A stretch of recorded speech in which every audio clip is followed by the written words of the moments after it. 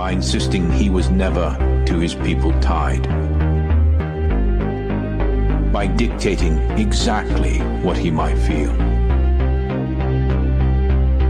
by permitting bawdy joy, but never pride.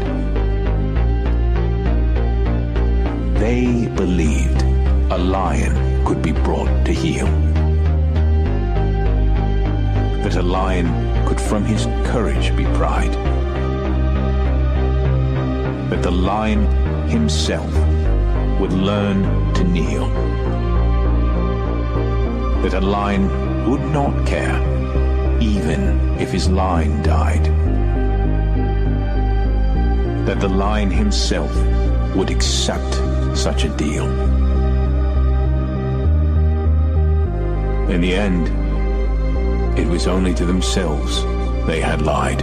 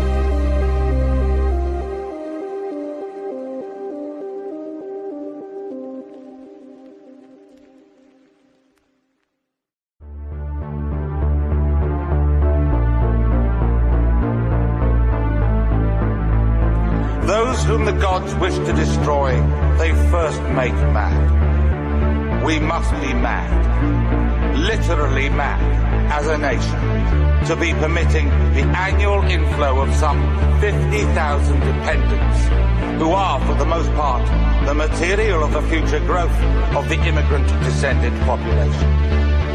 It is like watching a nation busily engaged in heaping up its own funeral pyre.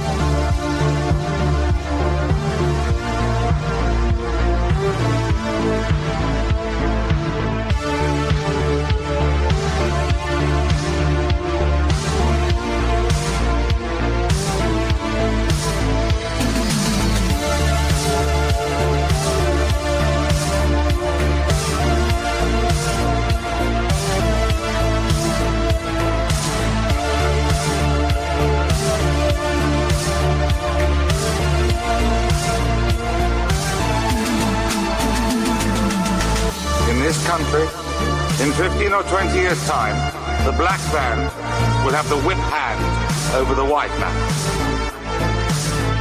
I can already hear the chorus of execration. How dare I say such a horrible thing?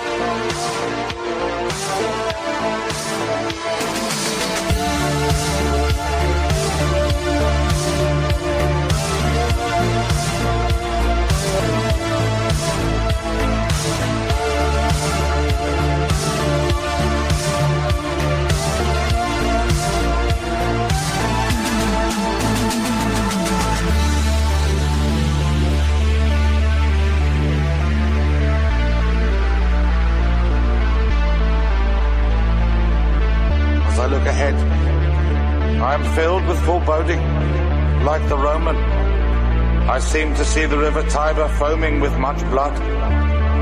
That tragic and intractable phenomenon, which we watch with horror on the other side of the Atlantic, but which is interwoven with the history and existence of the states itself, is coming upon us here by our own volition and our own neglect.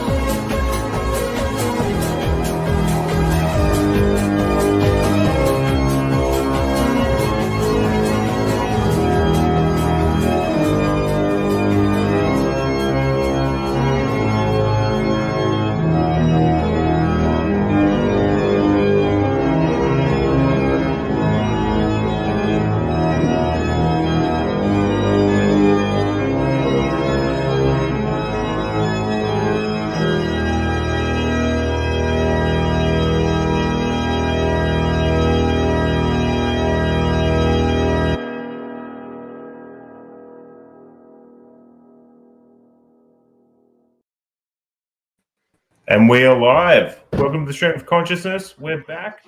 Our resident homeless man, John McGowan, is back after the Rothschilds tried to take him out.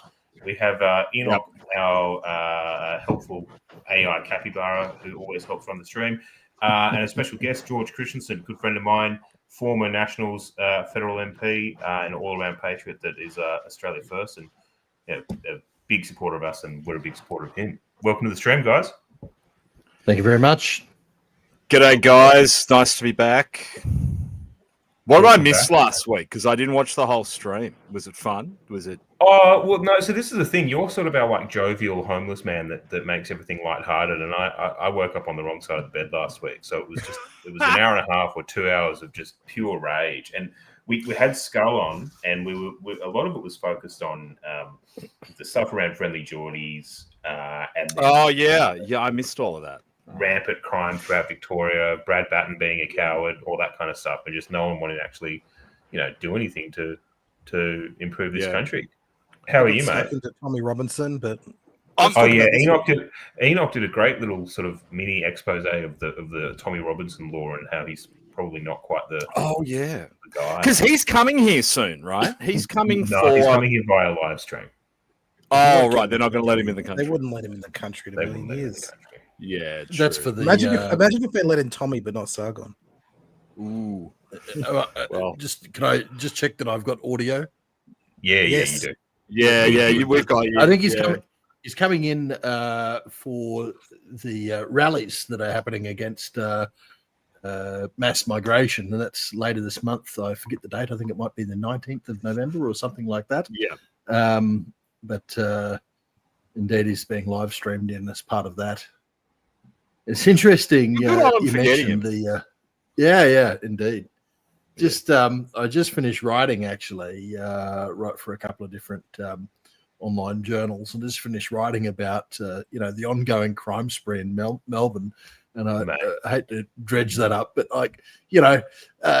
the crime spree, only the Melbourne crime spree could wipe the smile off a bookie's face on Melbourne Cup Day. The head of Tabcorp had his car nicked early in the morning on Melbourne Cup Day. The crime wave that stops a city just beat the race that stops a nation. I mean, it's just ridiculous. That's insane. This is what's turning the tide down there in the media, right? Because it's starting to happen to people that like the Herald Sun thinks matter. Yeah. Like when it starts happening to AFL figures, and that's interesting. They're getting what they voted for basically in Melbourne. They really are. It's we laugh about it and say it's like an open air prison at the moment where people are just walking up to each other and shanking them. But the reality is it is the end result of a long journey in experimentation with progressive politics. And this is what happens. Yeah. You get your diversity, you get your soft, we can rehabilitate them sort of approach to violent crime, and you mix it all up in a city like Melbourne, and that's what you get. Well, the problem down there is, diversity is pretty evenly distributed through the capital cities. Melbourne has a higher than average number of Sudanese migrants, but not egregiously so. The difference between there and everywhere else is their laws, is their approach to law and order. It's the bail laws that just are letting them out. It's the fact that they haven't created task forces to target ethnic crime, which, I'm worried in New South Wales and in the other states, those things are falling by the wayside as well. You could never go back to the days of the Middle Eastern crime squad that kept New South Wales safe for the better part of 2 decades. So you're going to see it elsewhere over time. It's like a frog boiling at this point. It's like almost, I was almost about to say the curse. It's the opposite. It's the blessing of being a former liberal leader. When you're a former something like me, you can come out and say things you couldn't say when you were that person. And Kennett's come out and said, prison farms, exactly. Put him in the bloody pink overalls beside the side of the highway, cracking stones. That's what alligator Alcatraz. Right. That's not going to be enough. They're going to need El Salvador style cages, this is sort of what you'll have to watch the stream, but Skull and I basically just went on this rant about how We just need to import Bukele for a little bit, and we'll probably sort the issue out. And this is the thing, like these issues are solvable. These aren't complex issues. Oh yeah, the government was willing to destroy thousands of lives over the sniffles quite easily and shoot people with rubber bullets for standing around outside. But someone with a Star Wars name walking around with a machete hacking someone to bits. Oh, we can't do anything about that. We need to build the basketball court. Well, what the fuck? It's just work. There was a really, really funny story today. Funny, I thought.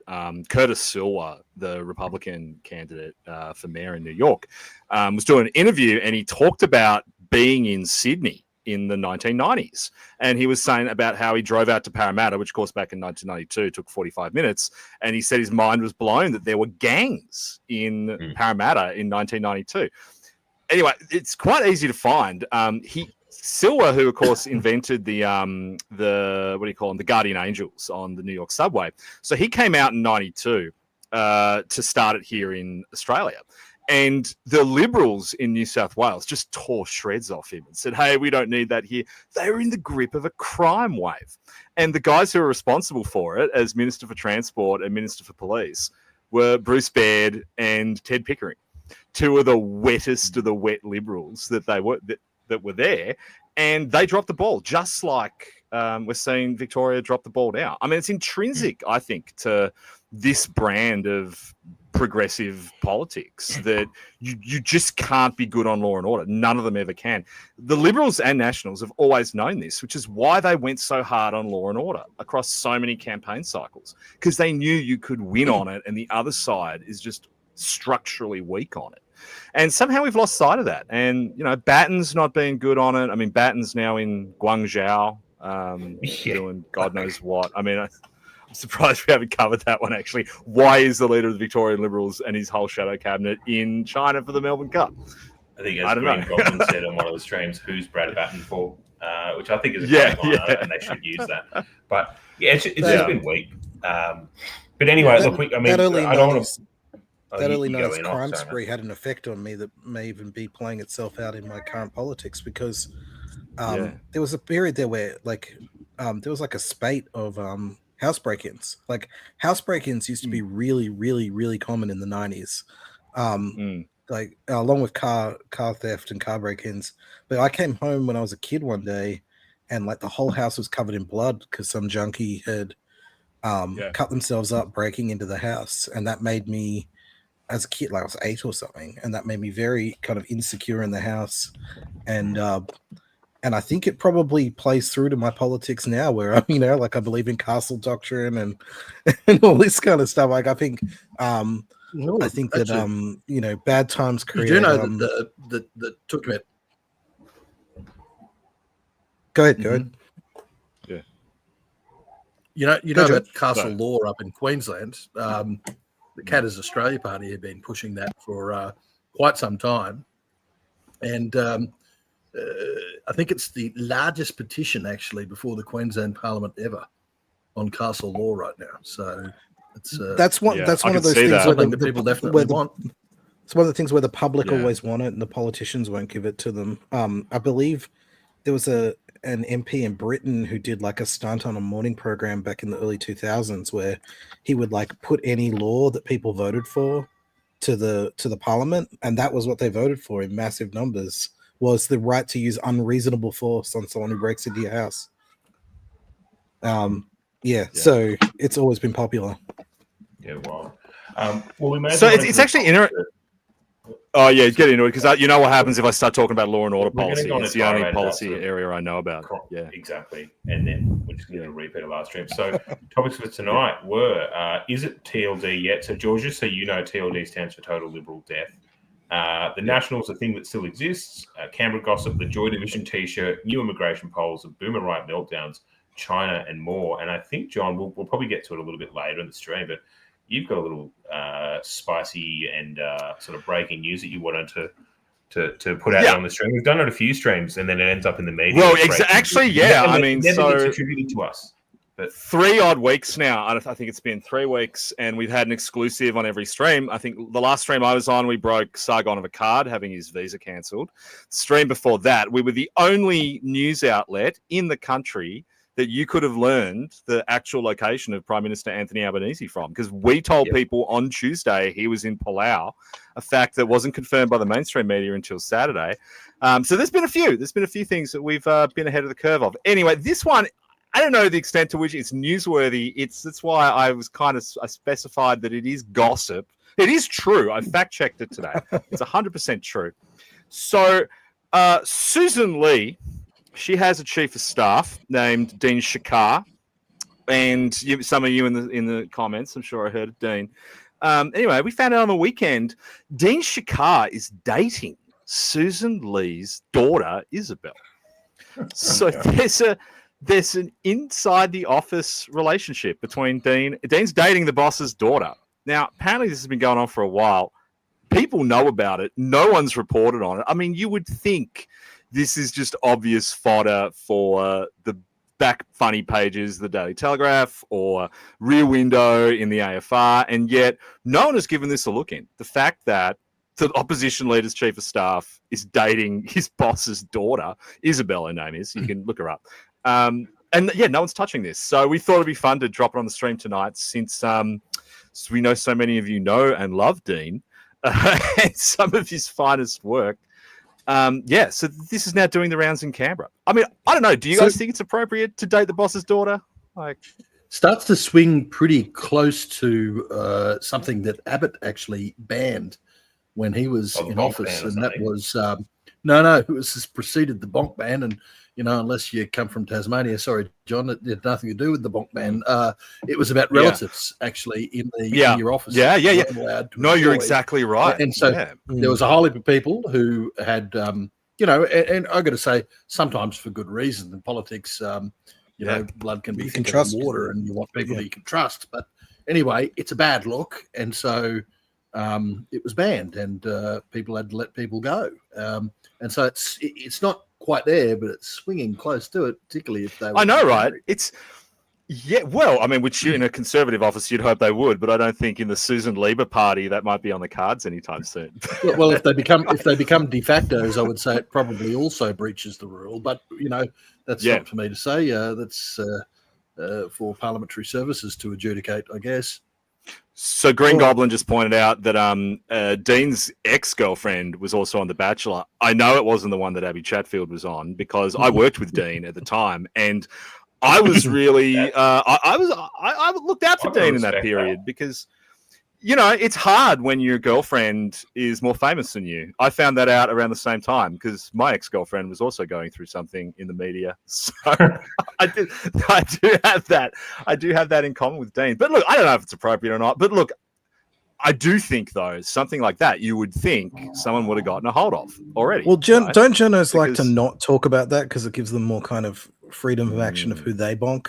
Not anymore. Like maybe back in the glory days, maybe, but nowadays these guys there's zero muscularity or vitality amongst the press corps, so I don't think there's a lot of bonking going on. I don't know. I mean, it's not like this will actually make Dean look like a bit of a Chad, because it sounds like he's got maybe, I mean, because I don't know. I've never heard Dean described as a Chad before, but yeah. I mean, and look, the interesting reason to bring up Dean at the moment is because there was media reporting, and this is also legit. I have this confirmed. That Dean was behind the Joy Division T-shirt thing, which is another interesting thing that the media kind of ran away from. Now, I think everyone knows my views on this, that the Joy Division T-shirt fiasco was just ludicrous and stupid, and it shouldn't have been in the story. But the interesting thing about that was Albanese lands home. He actually gets his press secretaries to tell the journos, no pick facility, that he didn't want to be filmed coming off the plane. So he didn't want anyone to see him wearing the T-shirt. He didn't want to have to put his suit on and do the thing coming down the stairs. Now, it actually turned out that when that story broke, a week had passed and the journos actually hadn't run it. I mean, the journos wouldn't have ever thought, maybe we could make some tenuous connection between Joy Division and Nazi sex crime units or whatever. But Dean certainly did. And he got on the blower. Someone showed that pic to him, and he got on the blower and told journos, and then it got on Twitter, and that's how that story came about. So there is just this worrying, and this goes back to our thing about Albanese and Palau. Like, there is this worrying degree of whether it's the Liberal or Labor Party. They're kind of covering for him. And the old days of aggressive kind of, vigorous journalism where a yarn's a yarn and you pursue it, it just doesn't seem to exist now. I mean, it exists here without, I don't know what we're up to right now, 1,000 odd viewers. But no one else seems to be doing it, which is a worry, right? Because these guys are getting away with murder. Absolutely getting away with murder, and no one's holding them to account. But the Joy Division thing they're just too close. was kind of not really a story, right? But they made it a story, man, and I don't know. You see my Substack thing I did today, which was talking about One Nation and their chances. I revisited the story from August on Facebook numbers and how well One Nation were doing, because legitimately, the most read political content in the country comes out of One Nation, right? Revisiting those numbers and looking at them again, August to now, that Joy Division story went off. Right, that was doing more numbers on Facebook, on Meta products, than anything Labor and the Liberals were putting out. I mean, it was doing more than their fiasco with net zero. It was doing more than even what Albo and Trump had done the week before, or Albo with the whole Rudd thing. So, we brainlets kind of look at it and go, "This is the dumbest thing I've ever seen." But geez, man, hundreds of thousands of Australians did not think that was dumb. About it. But I would even say normies swallowed it. I would say smart people would understand it's not real, and you would think that stupid people would be too complicated, because it's got this kind of linkage of there was a novel about the Nazis. Yeah. And then that made a reference to the Joy Division. Yeah, do you remember New Order? Well, before it was New Order, it was Joy Division. It was a band, and there's this guy, and then there's it seems like too many steps removed. And I know, it seems crazy that it ever stood up. I mean, look, good on Dean for getting it up. Yeah, but I think it's post-punk electronic music. No, okay, don't worry about it then. Because that was the first of 10 steps. But I think John's right that it was sort of going a bit everywhere, but it seemed to me, and maybe I'm in my own bubble, it just seemed most people just thought it was a complete farce, and it kind of it drives home the importance of we've got this little janky stream that we do once a week. People are starting to do different Substacks. George, I think you've got the biggest Substack in the country, don't you? Oh, George. No, we just lost George. George just dropped. He can't be part of the story. Can't be a part of the story. Yeah. No, but they're already getting messages. They're already getting the text messages out of Canberra. Why did you mention Dean tries so hard to get a girlfriend? I actually was reminded. So there's the two funny stories about Dean Shakar, which one of them's already been pointed out, which is that he had an ex-girlfriend who was on The Bachelor. The other one was he quite famously had a schooner of beer thrown at him by Chris Rath at a pub called Martin Place Bar, which sadly doesn't exist anymore. Great bar in Martin Place we all used to drink at. And one night those two got a bit slappy with each other, like a girl fight. They were doing these ones. And Rath got his beer and just kind of flipped it at him, and it was really awkward for everyone involved. Yeah. So that was my only other Dean Shakar story. Yeah, George's feed went funny too. He went all blurry for a while there. Yeah. The Rothschilds have got to him too. It's the globalists. But it highlights the importance of sort of the alternative media space, and we've got our sort of tiny janky little stream and our sort of henchmen that are quite. Actually surprisingly loyal to the stream. They tune in every week, so thank you to all of our. It's 400 of them too. I know they're just tuning in every week religiously. It's awesome. It's so weird. But I don't have 400 friends. You're at the other end of the scale. You've, I think, biggest Substack in the country. Is that right? Yeah, it is actually 130,000 plus subscribers. Whoa!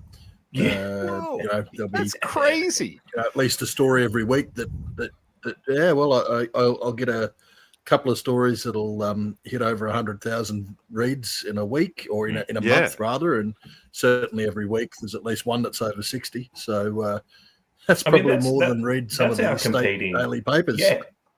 Yeah, that's what I was about to say. Right, you're out competing some of the more established media, and that's. I don't know. There's something in that. I'm always forever kind of the optimist, except for last week when I was just completely raging. But I think it's all a good thing. I want more Joy Division slop items. It's yet to Just filter drive through more yet. I people think to- that Yeah. Oh, sorry, George. He cut out again. That's crazy. That's a crazy number of subs. I was happy that I hit like 30 paid subscribers the other day, and now it pays more. I get more money off it than if I was They're on really the getting dole, to me. which is really cool. The Rothschilds are definitely targeting George tonight. Yeah. I think he's just got Yeah, janky internet. yeah. Oh man. So yeah, guys, Well, in the chat, that was the gossip. It's Dean Shakars dating Isabel Lee, and I'm sure some of you too, with edgier political views than us, will look into Dean's background. I'm not going to do that here. I practiced doing the Kanye West bit about him, but I thought, nah. The Sydney Morning Herald already does that. When the Sydney Morning Herald eventually runs this under their new editorial policy, they'll have to do what they did to Jeroen Finkelstein and say, noted Jew, Jeroen Finkelstein.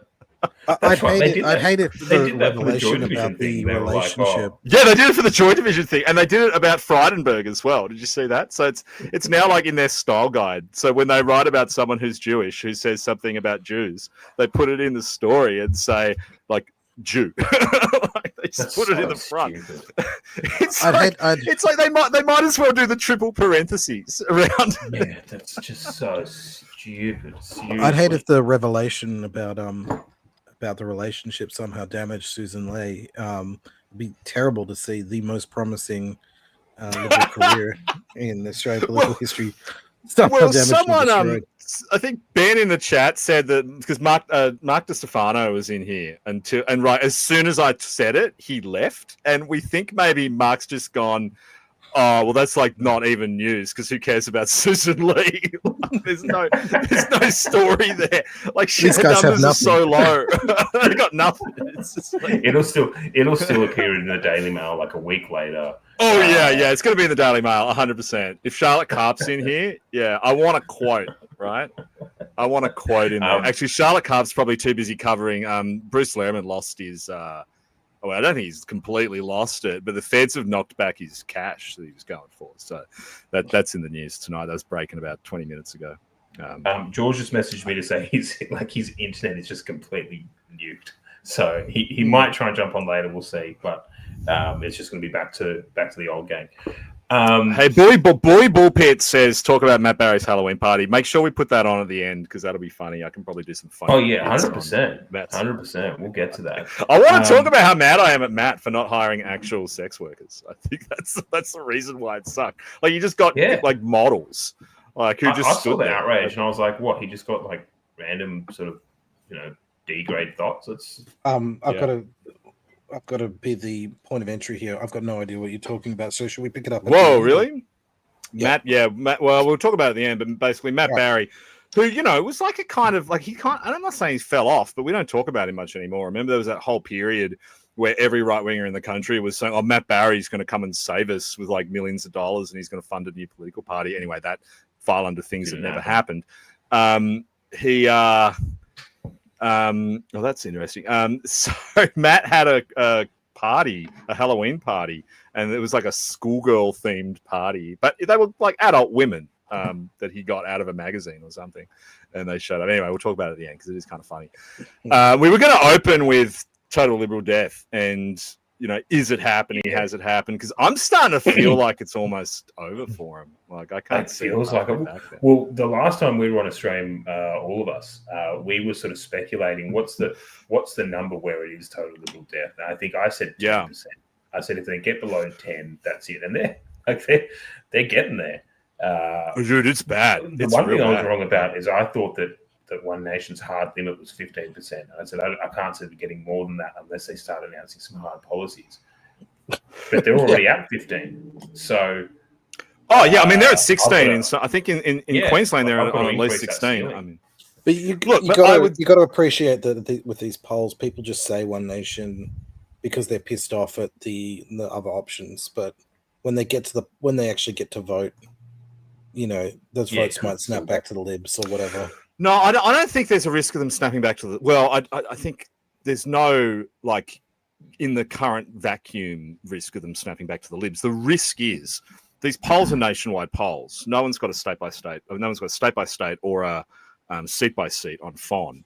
So this is like 15% is their nationwide primary distributed with like an even sample. If One Nation do in 2028 what they've been doing so far, which is not running in the most conservative seats in the country because their friends are already in them, people from the Nationals or the handful of right-wing Liberals. If their preference deals are a mess, if they don't spread their resources evenly around the country, there's no way they can get 15%. And that's going to be a disaster for them. They could end up with the same amount of baseline support, but with barely 5, which is basically what happened to them in New South Wales in, I think it was the last New South Wales state election. Yeah. They were doing the polls, the statewide poll had them on 9 and a bit %. And then when the dust settled, they barely got 4. And that was because, they had this insane, I don't know who was responsible for it. I don't know if it was, Mark. He usually has better judgment, but this insane quest to pull preferences away from moderates in Oatley and I can't remember Matt Keane's seat now. It's been so long. But whatever shithole northern suburbs area he was in, they put resources into those seats at the expense of the Hunter, at the expense of Newcastle, at the expense of the Central Coast and the South Coast. What was the logic there? What, try and hurt moderates? Oh, well, this is what I wrote my Substack on today, is there is no logic. They act irrationally. They are oftentimes incompetent. And so these are the underlying assumptions of all polling, right? A poll is like any economic forecast. It assumes all the actors have the same level of rationality, will act rationally, have the same level of competency, will perform their campaigning duties competently. And that we just can't trust that with One Nation. Yeah, well, you look at preference votes of these minors, and they go all over the place, right? There's no ideological bent to a lot of it. So, I remember seeing it. 2019 election, you went through preferences, and it'd be like someone would vote Pauline Hanson's One Nation 1, Greens 2. Yeah. Well, those would be those people on the poll we're going to talk about later, because only 87% of One Nation voters want to lower immigration, and they said it's an overwhelming majority. No, it's not. It's 13% of One Nation voters don't think it's too high. 1% of One Nation voters want dramatically more. What the hell? That comes back to Scott Adams's theory that 25% of people, in any poll, 25% of people just say something stupid. There's just always it's just always nonsense in these polls. It just kind of reminds you that a lot of people out there are I don't know, not answering seriously or can't think or don't know what the words mean that are being presented to them. Yeah, which I wouldn't be surprised with some of these guys after some of the performances we've seen from the boomer right, not just in this country. So look, the polls are devastating for Susan right now. They are absolutely devastating. She has, because interestingly, until that Joy Division thing happened, and the latest poll, the real nail in the coffin poll, is from before she came out and wasted 48 hours talking about Joy Division. It predates that. When in a week where she only copped some of the net zero stuff at the tail end of it, she actually looked pretty sensible. They shit the bed a bit over Kevin Rudd, but I don't know, that plays well to the base. She didn't have a really bad week, is what I'm saying. And for it to then go even further south out the back of that, they're now getting into the point where some of them surely have to admit this isn't happening because they're not left-wing enough, right? Which has been their kind of shibboleth for so long that, we'll just win back all the teal seats and we'll start talking about pride flags and gay marriage and whatever again, and we'll talk about austerity and aspiration and everything will be fine. That's not happening. Well, it just there's a doesn't make structural sense. problem. And I saw James Morrow debating Cos over this on Twitter the other day, and he was just asking a pretty simple question, which is how do you reconcile the fact that no matter what the Liberals do, they will never be Labor? So what is the strategy of going around to inner city seats and saying, well, we're Labor -1? It just doesn't. Yeah. It doesn't. Yeah. Cos, right? But this is the thing people forget. Cos is he's performatively he's disingenuous fundamentally. Like Cos has got a really interesting parlor trick, which is his numbers are good. Like when you look at the material that Redbridge puts out, when you look at even his like baseline analysis of it is really good. And so the kind of rug pull that he does when he does these effort posts is he says, well, look, here's the numbers. Here's what I'm telling my clients about it.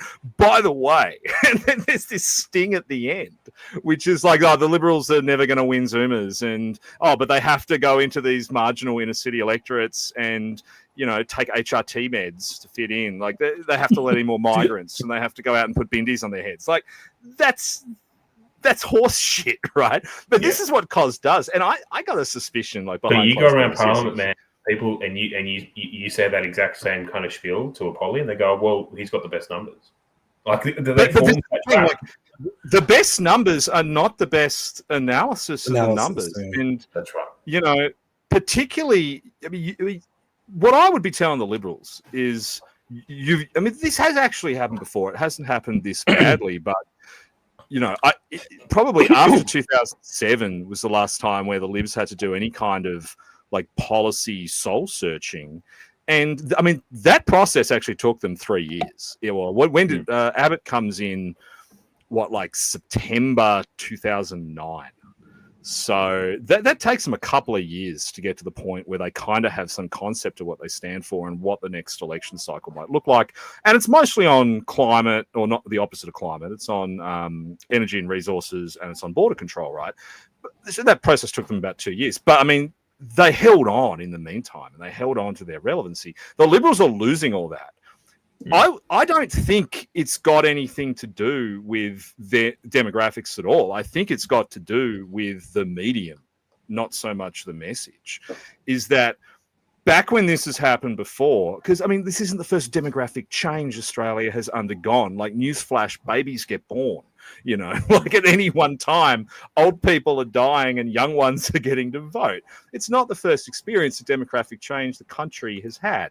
The difference is every other time, the template for communicating new ideas about what you stand for politically had been the same for the better part of 60 years. It's television, it's radio, it's a little tiny bit of internet by the mid-2010s, but how you communicate this stuff to the public stayed the same. Today, it's completely different. We're in a completely new world. I mean, I don't know if you watched Media Watch last night, but did you see the news about Paramount just shredding the guts out of the current affairs division, which, you know, if you're a McGowan head, you've probably heard me ranting about now for like 3 years. I've been saying since we scalped Lisa Wilkinson that Paramount were going to shred the guts out of current affairs in Australia because there's no money in it. You go through the United States, they're cutting money out of television budgets everywhere, right? Yeah. The media is dying. It is actually dying. Hallelujah. But the journalists, you know, don't want to admit it. The politicians they don't understand it. Like they're sitting there thinking, any day now we're going to wake up and the media structure will have changed, but we'll still be able to understand it. There'll be a new TV. There'll be a new 2GB. There'll be a new Sky News. There'll be new things that we can engage with the way we engaged before. Hasn't happened because the new thing is on X. It's on fucking TikTok. It's on Telegram. It's in Facebook groups that are now so diffused. You can't build a media strategy around them. So... Yeah. The Liberal Party's sitting there, demography's changed a bit, but demography always changes. This has never happened before. The medium has never changed. This is basically like going back to the 30s in the first radio elections, you know. And they don't seem to understand that at all. Or the shift from radio to television. Although this is probably bigger. Oh, it's well, I mean, the interesting thing is the internet has been with us now for the better part of 20 years, right? In one way or another. And people have been reliably getting their news from it for at least 10. You know, it's been part of the media nexus, but it's just how that's the thing that just blows my mind. This isn't a new thing, right? You've had a decade to adjust and adapt to this. And they just like I know of MPs who still have like some boomer media advisor who goes and physically puts a media release up in like the Pigeonhole holds in the press. Yeah. And, I still did that in 2019. I used to do that. Yeah. But that was probably because you just want to go for a walk and then, Mostly because I wanted to go down. There was this one really hot journo who worked for the Sydney Morning Herald. What was the name? So called it something. And I wanted to go down and talk to her. If anyone in the chat remembers the hot Sydney Morning Herald journo that I used to go down and chat to all the time, Lucy something. I can't remember her name. But I mean, that's why people used to do it. I don't think anyone ever even ran those press releases. I mean, even just writing press releases. And the funny thing is you read them now and they're still formatted in that old timey way, headline, quotes, all caps, quotes attributable. All caps, quotes, pick-back facility, that's all this horse shit. But we're seeing the media just cling to this now. They're clinging to the old rules. They're so desperate to go back. And it kind of makes you think of the last 10 years of kind of online media, it's really just been the establishment media wearing a skin suit. It's just that what's happening now is everything that we said was going to happen to the media a decade ago that didn't happen, it really being democratized and random idiots like us actually being able to attract an audience of 1,000 people on a Friday night and tell them exclusive news stories, right? That's only just happening now. It's the same thing that's happening. You say the problem. It's what's happening in the podcasters, which is man, I couldn't hear your audio. Apologies. Was that mine that dropped out? Yeah, for a sec. Oh, it might have just dropped out of mine. But Swing Set was saying the problem is that Australia doesn't have any influential podcasters. I mean, that's true to some extent, although I think that's coming. And I think that'll sort of organically happen. There's always going to be the AstroTurf griftoids and things like that try and appear on the scene, but people are kind of wising up to them automatically. So the problem with podcasting in Australia and streaming more broadly is that we just don't have the numbers to be able to sustain it economically as a full-time thing, right? So I read an article in Politico about TrueAnon, which is that podcast with that leftist who went to Kurdistan and fought with him, and they do stuff on Epstein and shit. It's actually not a bad podcast. It's if Red Scare never got red-pilled, right? And those guys are making $100,000 US a month, right? Now, that's at scale. That's what you can do in a population of 400 million and with an English-speaking population around the world of millions. But here in Australia, I mean, no one outside of this country is going to tune in regularly to a podcast about Australian politics. So your audience is capped at 26 million. So it's impossible really to monetize it on the same scale, which I think means in the immediate short term, the only viable model is literally what we're doing. Which is guys who have other shit going on. I mean, I don't think anyone in Australia could probably compete with what Drew Pavlou is doing at the moment, right? Because Drew's already figured out that he can produce 50-odd% of content specifically for Australian audiences about things he actually cares about. And then when the sun goes down, he can go onto American Twitter and American Instagram and American YouTube, and he can troll their influencers, and he can milk a little bit of engagement out of that, which then makes it worthwhile for him to do it full time.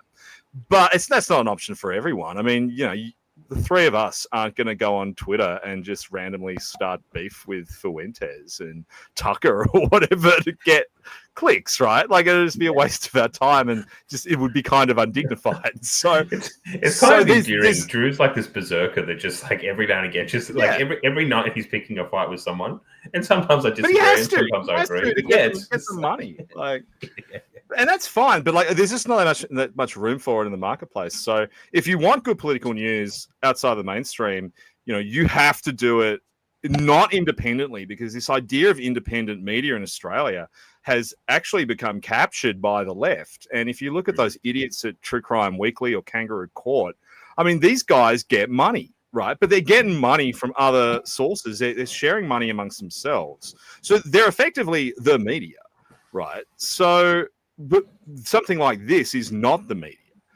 because it's literally just a bunch of guys who don't get paid. And that's the only real way to do it. So instead of calling it independent journalism, we need amateur journalism. Or not even just you need people that don't give a shit, just having a yarn, right? Yeah. Because what flows out of that is much more organic, and it seems to actually generate content and use anyway. Like it's so weird to me that like we just kind of talk shit on here and people jump on different streams and different group chats, and then all of a sudden a week later it's actually out there in the media through this like weird mechanism that's not even planned out. It's exactly. So look, I think this is why fundamentally the Liberals are dying out, is just because they just don't get this. They don't get where society's going. They don't get where the universe is heading, the trajectory it's on. So, agreed. Oh yeah, the Nationals, a thing that still exists. So what's going on there? Why? Well, they've decided to turn on the waterworks over net zero this week, and again, like on the theme of why the fuck is anyone paying attention to these people? The Nationals are running numbers like lower than One Nation at this point, right? And yet they have occupied every spare second of space on the news for the last 7 days, right? Talking about net zero, a thing that they never agreed with, So you have to ask the question, like, what is the point of the Nationals at this point? Like, Barnaby's quit. So, I mean, the one guy who was actually fun to listen to on net zero is now no longer there. No one can really tell me, like, what's at stake. I mean, Little Proud and Canavan are talking about something they have no ability to change for the immediate short term. They're trying to drag the Liberals along with them, who have no ability to change it either. So it's like this debate that you kind of scratch your head and go, like, do we really have to have it? And why is it all the journalists are talking about when One Nation has eclipsed them in primary vote? I mean, the journalists should be asking questions about, well, what the fuck is One Nation doing? Where's Pauline Hanson today? Like, what's that candidate in Hinchinbrook doing? My theory is that now that One Nation is posting numbers where it's a threat, it will disappear. Yeah, they need to move into that space. Journalists don't want to give them attention because they're a real right-wing force now, and that's not what they're for. They're there to make the right wing look to discredit the right wing when they're not a threat of winning anything. And the moment that they become a threat, then the media doesn't want to cover them anymore. That's my theory on it. Adam just said, haven't they lost all support since coming out as pro-rap? Is that a typo? Is that like, what are they pro? What kind of... the thing with, like, this whole coalition fight over net zero, and I know some people kind of don't really care. I don't really care that much. I sort of, at a fundamental level, I sort of broadly agree. Yeah, walk away from it. It's a, it is just an economic burden that we don't really need. But it seems like a fight from 5 or 10 years ago, and it amazes me that it's taking up that much space in the airwaves. And maybe that's because I'm a younger guy and I sort of care about, I don't know, what's actually happening to my country. But I don't care that much. Yeah, at an intellectual level, I agree. Sure, walk away from it. But it just feels tiresome, and I wonder why this is the big thing that's going on in the media. I think Enoch Siri has some weight, but I wonder if it's just simply because there's Gina Bucks behind it, as well as other industry. Yeah. I mean, well, the Gina Bucks is really interesting this week, right? Because Gina goes to Mar-a-Lago with Pauline Hanson, right? So she's been lobbying the Nationals and some Liberals now for the better part of a decade to drop net zero. She's spent, I mean, conservatively, tens of millions on campaigns on net zero. They're in the end zone. Like, the kind of sclerotic husk of the National Party is finally coming to a reckoning on net zero. And Gina Rinehart gets on the fucking Rinehart Express, takes Pauline Hanson and goes to Florida for Halloween. Like, come on, man. I think that's how you know it's over, when even the money is leaving them. For the listeners, the Rinehart Express is the opposite of the Lolita Express. Yeah. The Rinehart Express is the plane you go on to get the opposite of raped. Yeah.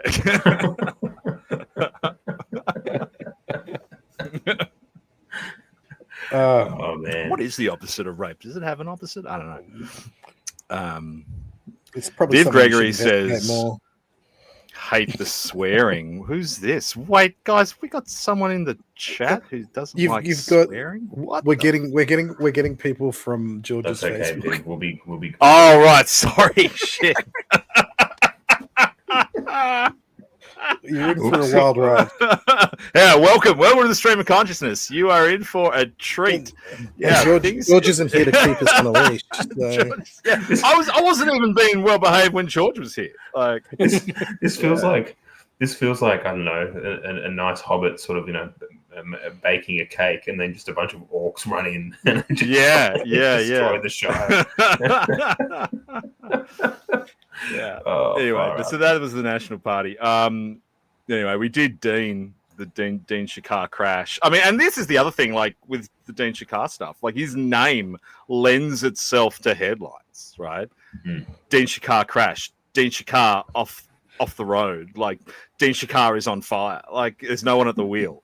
Like you get so much you could do with that. I miss my calling. I should have been a newspaper editor.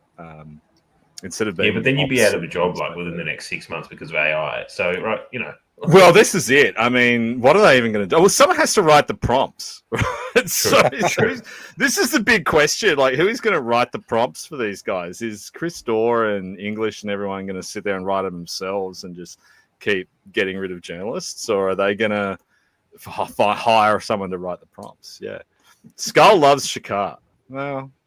Has everyone told him that I outed his relationship on our stream? Have you guys been messaging him? No, I got to respect the guy. I didn't know that he dated someone that went on The Bachelor. That's good on him. Oh yeah, and like I wish we'd figured out the technology because I had a funny picture of Dean and a funny picture of her and his current girlfriend and. Like we could have done that, but I mean we're not that advanced. It cheapens it, I think. Like we're not TMZ. Yeah, we don't want to cheapen it too much. We've already upset Viv. We don't want to go. Yeah, sorry, Viv. Sorry, Viv. Viv was trying to put the kids to bed. The kids are saying, "Who's that man?" The kids are like, Mommy, can I read Nick Land before bed? Mum, we want to know about total liberal death. But yeah, what's total liberal death? Yeah. I've got a political formulation on net zero. I think you just have a bob each way, right? So you say, "Oh, we're on board for net zero, right? By 2100, and in the meantime, we're fully committed to cheap and abundant energy." So you just go both ways. So it's like, we're for net zero, but who wants a lower power bill? Eh? Well, yeah, exactly. This is it. I mean, the powers have gone down. Actually, I mean, I'm going to get boring with it, but there was an interesting power announcement today, which is I think by 2027 they're going to do the compulsory cheap power during off peak because right now it's not compulsory, and they're making the point that with solar, with rooftop solar, whatever, it's not fair that they're kind of like juicing you on the power during that period. But this is the sting is you got to have the smart meter right, and like. My worry on consumer power is it just ends up being another front in, the war on humanity by managed democracy, right? Like, so you're going to force you to put the solar panels on your roof, and then they're going to tell you when to use the energy. They're going to be able to turn the energy off. They're going to be able to pull it out of your grid, sell it to the refugee hotel down the street, and you're not going to have any say in it. That's the kind of stuff that worries me about energy more than net zero. The middle of the day is when I run my full-blown GPU, my GPU rig, which I get with free power, and I use that to sell processing power back to the government. They use it to process CCTV images to figure out pre-crime, and with that, I can get some credits that I use to buy some of my food every week. Yeah, which is the thing that's probably going to really happen. We probably shouldn't joke about that. I'm excited for humanoid robots. That's the thing that gets me out of bed in the morning. I've actually come up with a new business idea for next year because I'm running out of work, so I got to think of something to do next year. I want to start a peak body for the humanoid robot industry, right? Because I was looking at the regulations, right? They're technically cars. So you can't actually, if you want to have one walk to the shops for you, you'd need to get it registered. You need to register it. So... And, then there's the IR implications, all this stuff. So I want to lobby on behalf of the robots that are taking people's jobs away. Right? That's my dream job. The Australian Humanoid Robotics Association. The Skin Job Association. You could set industry standards about, only having women remotely control female sex robots. Otherwise, it's gay. Otherwise, Yeah, it is gay. Yeah. The response to it's been hilarious. I don't know if you saw the launch by Neo this week of their because they've got a model that actually is viable, and it's only about 30 kilos and stuff, and it costs, I think the subscription is like $500 a month or 20 grand or something for like the entry level model. And people go, oh, why would you want that? Because it's just an Indian guy in a warehouse who's remote controlling it. And it's like, it's funny divide between people who have domestic help and who don't, because people who don't are going, I would never want that. But the people who already have actual foreigners physically in their house cleaning their shit, they're like, so wait, you're telling me I can get, instead of having Consuela, who I'm constantly worried is stealing from me, I can have a robot that can't steal. And if I don't want them to look at me, I can put a blanket over their head. This has actually sounded pretty good. Yeah, this is the thing. Like the people that we're reacting to it. It's not a product for you. It costs $20,000 and then $500 a month or something like that to keep it going. So you're not in the cohort of people that they're going to sell this to. And the people it's on the lower end. It's cheaper than I expected, right? Like when I saw it, I was like, "Oh, this is going to be some $100,000, new entrant to the market that will sell maybe like a couple of thousand, but go nowhere." It's a lot cheaper than I thought it was, but it's still well. On the interesting thing about the specs is it's like 22 moving parts. That's it. Oh, really? It really makes you think about the human body, and you're like, wow, actually, it's not that complicated when you think about it. We've been really overcomplicating this for a while. And it's got this new tendon system, so it's not using, there's no metal on metal. It's soft. It's actually like a plushie, kind of. What's weird is it only weighs 30 kilos, but it can lift 60 kilos. Right. So if I could get two of them, and they could lift me up. Yeah. Which I don't know, like a liter and carry me around. Yeah. The idea that we could import labor via robots is it's just another aspect of this kind of scary thing, which is that the government is quite slow to react to tech anyway, and it's moving so fast at the moment. Oh yeah, We're automating driving jobs, we're automating factories so fast, and distribution systems, and there's a whole lot of blue collar jobs that are just going to go. And then the idea that for a bunch of humanoid type tasks, there's just an Indian, but now you've got immigration essentially by tech, right? So there's an Indian spending their day working in India doing work in Australia, right? And there's going to be no regulation on that. But that's great because no regulation will be on their end, right? It'll be in our country. We'll regulate them. You'll have to give your robot a break and put it in a cupboard.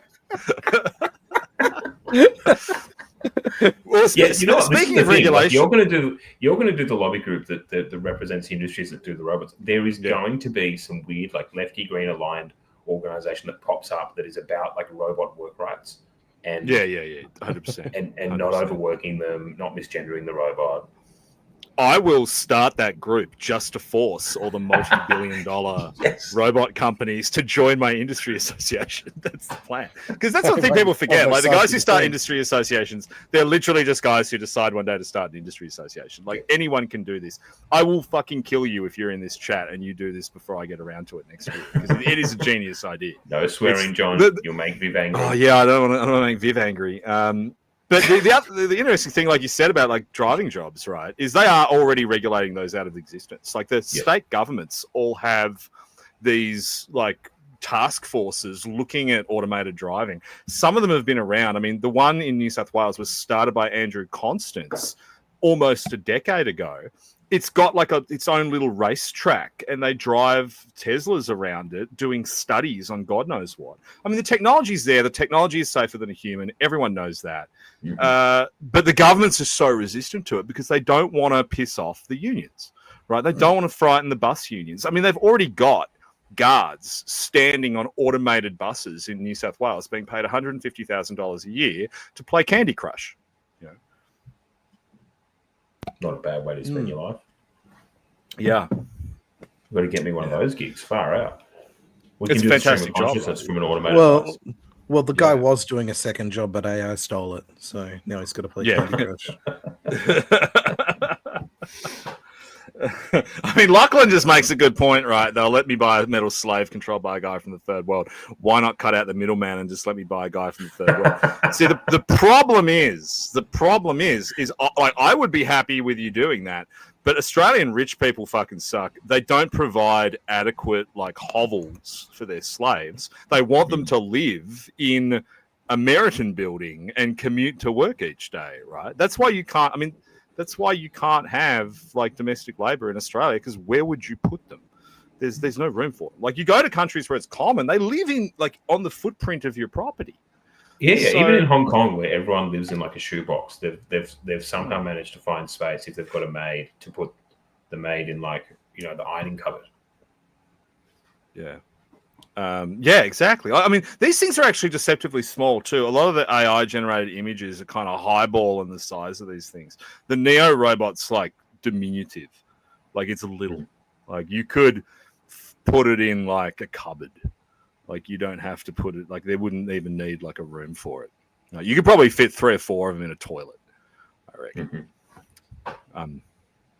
Anyway, but yeah, it's the future though. This is what people are going to, what's going to be delivering your food, driving your kids to school.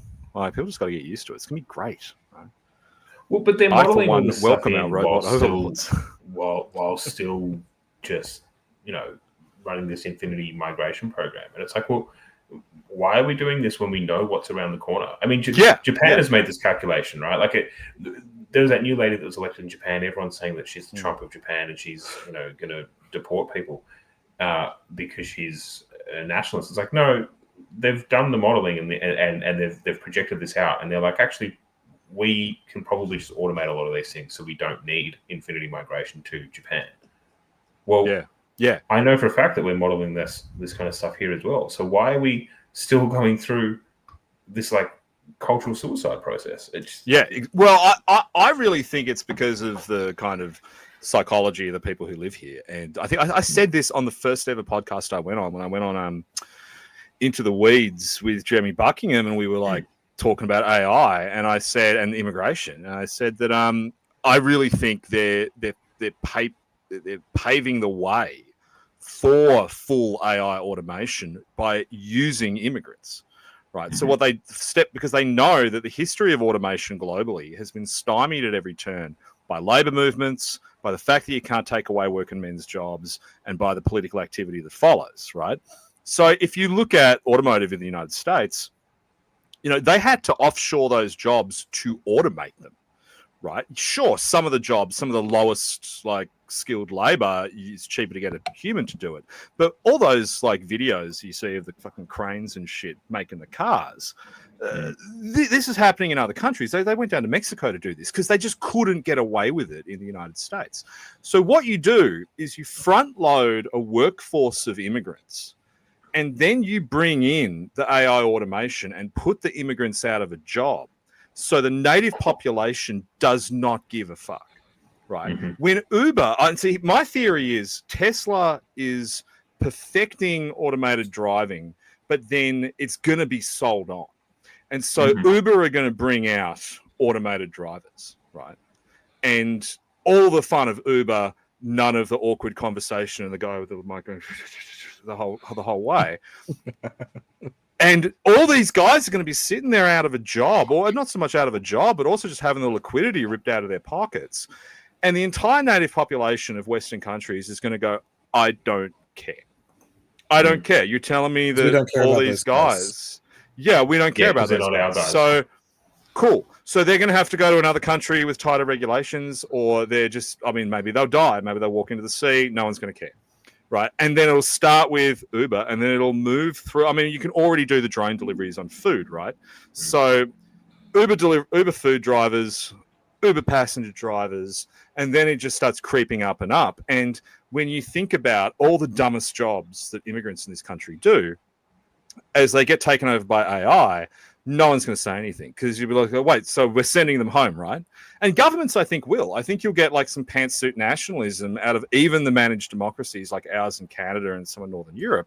As this comes in. That Japanese lady, and she's a pantsuit nationalist, right? Yeah. And it's not an ideological bent. She's just doing it because this is the direction that their economy is going in.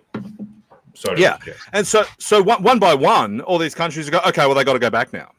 Yeah. Right. And so then they'll all have to go back. You'll end up with, what countries will still be available to go to for cheap labor. I mean, there won't be many. I mean, God, at that point, you kind of hope climate change is real because the population won't be such an issue at that point. But, the drama will be outsourced, basically. That's what I think is going to happen. And I think that's what's going on in the background of the global surge in immigration, because they're like, there's gonna be a lot of pain, though, because we've got an underclass that is already too big and growing, who are only capable of doing the most basic jobs, if any.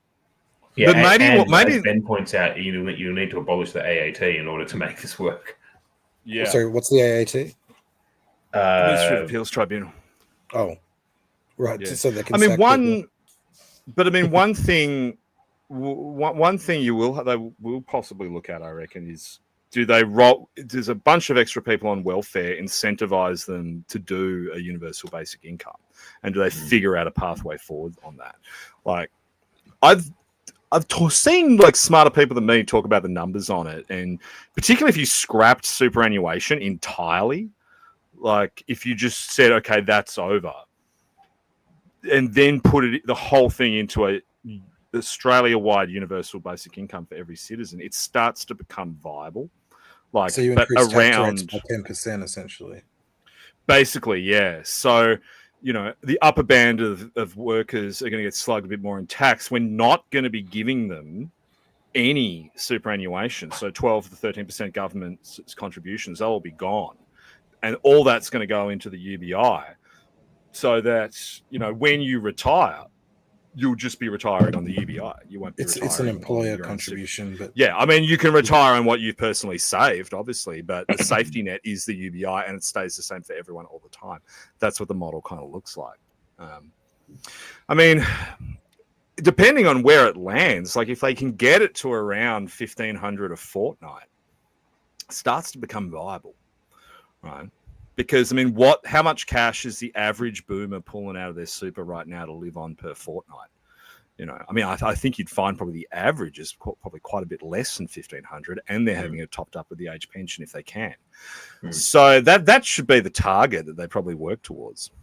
Yeah. I think it's going to take the form of a negative income tax if you're going to do it at all. I just don't see why the government would give money to people who are already making money. Like, they don't need to, and they're not going to. Like, I just don't see how the formula works. Like, UBI is like a nice way of selling it, but when they get to actually implement it, why would they give someone who's making $150,000 a year $1,500 a month? Like, it just doesn't make sense. Well, because that's just how it works. You just got to. I mean, how much do we give a person making $150,000 a year in superannuation contributions each fortnight? Well, we don't. So their employer does. Well, I don't know what you mean by that. No, but it's matched by the government though. Like the government, doesn't the government put in like $1? No, the government makes your employer pay money, but which is essentially I thought the employers got a percentage back, or like they get a rebate through payroll tax. Like the government's still paying a percentage, I thought. No, it's tax privileged, but it's not. And chat, correct me if I'm wrong here, but no, the employer is obligated to put in money, which, by the way, for anyone who doesn't understand the economics of it, like if that tax wasn't there, you would get that money. It would be within your negotiating power to get that money out of the employer. So it's actually your money that's just going into superannuation. It's fucking horseshit. Like I hate superannuation. I hate opening up my my ATO and seeing how much money is in there that I can't touch, and knowing that I'll die before. The thing about super as well is like, younger guys need to just accept that you're probably not going to see it, right? Like, you're never going to see it. They're already fucking with it. Yeah, they're already fucking with it. So if you're I pulled 20 grand out during COVID. Best decision of my life. Like, I pulled money out during COVID as well. It was the best thing I did too. Smartest thing. Not to get too much in the weeds on tax issues. I actually kind of wanted to pivot to China. I've got someone's raised China. You had a great. I didn't want to so much look. Well, you had a great. I mean, it's doing pretty well about how it kind of got out of control though. Like, I don't. because everyone's got their own axe to grind on. Well, the thing I want to talk about China, though, was less so much like the nonsense about will China invade Australia, but which, of course, there was like an hour-long 60 Minutes episode. Was it 60 Minutes this week? Or it might have even been like fucking Four Corners or something. But look, everyone's been talking about it.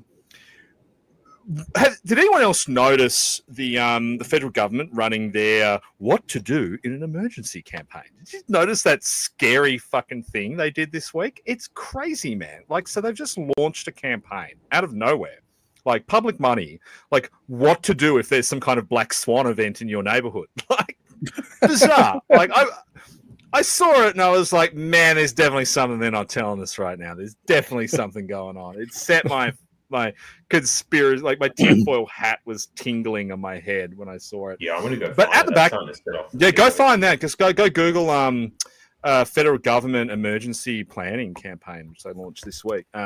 Multi-million-dollar campaign.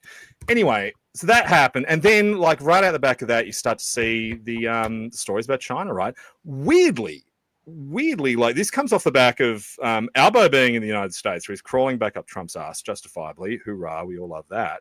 But you know, Trump's coming out saying the war with China's over. Like, he's not interested in pursuing this anymore. He's got a good deal with us on rare earths.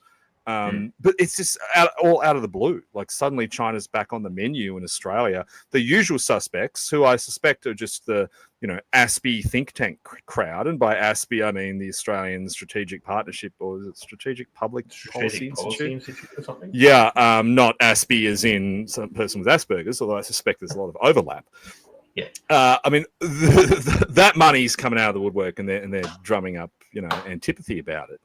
The whole thing just seems bizarre, and I just don't think you need to be worried about China invading. It's just a ludicrous prospect. The worry is you wake up one day and the prime minister is Chinese, and I don't mean like slanty-eyed, like ding ding ding ding ding ding ding. Like, I mean, he's owned by the Chinese government.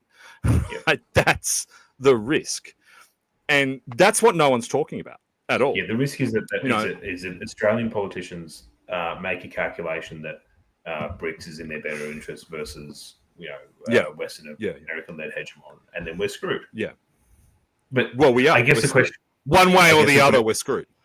Yeah, and I guess the question is, how do you circumvent that? Because I agree with you. The idea that China's going to invade Australia and then like send half their invading force across swamplands and deserts and just slowly get annihilated doesn't make sense. It's not just swamplands and deserts. You cross every type of like Minecraft biome on the way. So you go through, you start at a mangrove swamp, and then you go into an honest to God desert, and then you go into a rainforest, and then you come out the other side in like Mad Max bushland. Like, it's fucking crazy. And then you need to get across the Great Dividing Range, and then you need to But doesn't the way it happen, like, don't you think like in 2027 or 2028 or whatever, the way it happens is that suddenly a ship emerges from being, submerged next to every single capital city, and it's full of drones, and it's unmanned, and they can just attack us, and they just threaten us, I mean, they can threaten you, but I mean, the thing about drones is, unless they're wired in, this is what Ukraine proves. Like, yeah, Ukraine proves, the one thing that Ukraine proves is if you are two guys whose truck ran out of fuel, and you are running across a muddy field with an empty assault rifle, yes, a drone is fucking terrifying. But if you are in a capital city with even the most basic ECM net, unless the drone is fiber optically wired in, and then if you're inside its range of about 3 kilometers and it's got some way of communicating with a third party, you're screwed. But there's a lot of ifs and buts. It's not the kind of magic technology that everyone thinks it is. And one interesting thing is there was a very effective drone attack. Not effective, but there was a good video of it of Hamas getting the Israelis, like on day 2 of the invasion of Gaza. Yeah. There's like a really nice, like in terms of very clear picture of them dropping a bomb on a bunch of Israelis, and I was like, oh, this is what it's going to be characterized by. This is going to be brutal. And there hasn't been another one since. So the Israelis have, in a dense environment, they must have really hard. And also, they're just hard to navigate in cities. I mean, the guy who I was responding to in that thread, I mean, he's a Chinese government propagandist. And he was also throwing Singapore in there. And the whole point I said was that, like, Singapore and Australia represent the two extremes of warfare that no one has done, which is how do you go into a place with a population density above 8,000 per square kilometre, which, weirdly, I thought Gaza would be around 11,000. But it's actually not. Gaza wasn't as dense as you'd think it was. Singapore is an actual metropolis. It's built up with skyscrapers. The ability to navigate drones around there, up until that point, the most intense urban combat in history has been in Mariupol in 2022. And then before that, it's like Fallujah and then Stalingrad, right? Which aren't exactly metropolises or metropoli, right? So you've got, on the one hand, the inability of, well, it's not necessarily the inability, but like the big X factor about is it even possible? And then you go from that to just the big dead nothing that no one can survive in. And in addition, it's a crazy thing to even contemplate. But also, like, why would the Jews be worth the squeeze for them, right? Like, Matt in the chat saying, how are they going to get here? Send an armada 70, 200 kilometers from China to Australia. For what purpose? Why would you do that when, as we pointed out before, they could just figure out a way to ideologically capture our decision making? Yeah. And this is the thing, like, that I got bored of that thread and didn't have time to raise it. But I actually do, like, there is a scenario where they do it. Like, there is a real world scenario where they actually do it. It's the same one where the Russians did it. And the scenario is China has, like, what could we say conservatively, right? Like, how much of our political parties do they own? I mean, they own more of the Liberal Party than Labor, but that's just because of proportionality, right? Like, they've got, half of the Liberals' front bench, but it counts for more because they're so much smaller. Let's say they got about 10 to 15% of Labor already. You don't need that much. If you look at Viktor Yanukovych in Ukraine, he was his party, the Party of Regions, was probably only sitting around 25 to 30% of the whole country. And of that, he only accounted for about 5 to 10% with his people. So Russia didn't need to buy much of the Ukrainian body politic to get themselves a president and start to swing their weight around, which is what they did in the lead up to 2014. Russia only invades Ukraine because that process fails. Right, so they owned the prime minister, they owned the president, they owned his cabinet. They actually, I didn't know this until I was over there, but they actually already ran a lot of public institutions because a lot of that had been left behind by Russia in 1994 anyway. So you actually had a lot of institutional capture in Ukraine between 94 and 2014 anyway.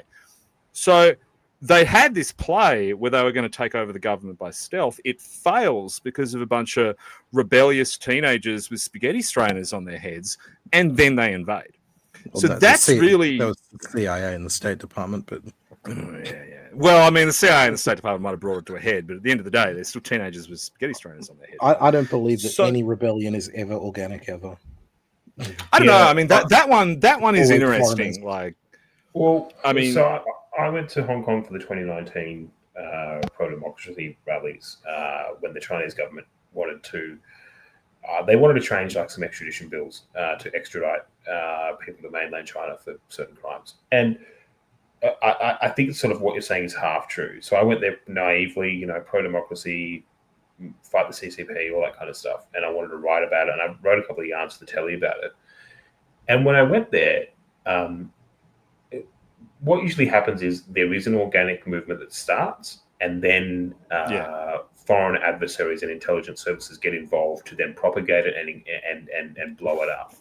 And so I met with a lot of the protest organizers. Some of them took me to like their weapons caches. So they would have like just shipping containers filled to the brim with gas masks, all of the same brand, same company, same manufacturer. And I asked this guy was a school teacher. I'm like, hang on, mate, how are you filling out shipping containers with gas masks to dole out to protesters from the same manufacturer when you're on a teacher's wage?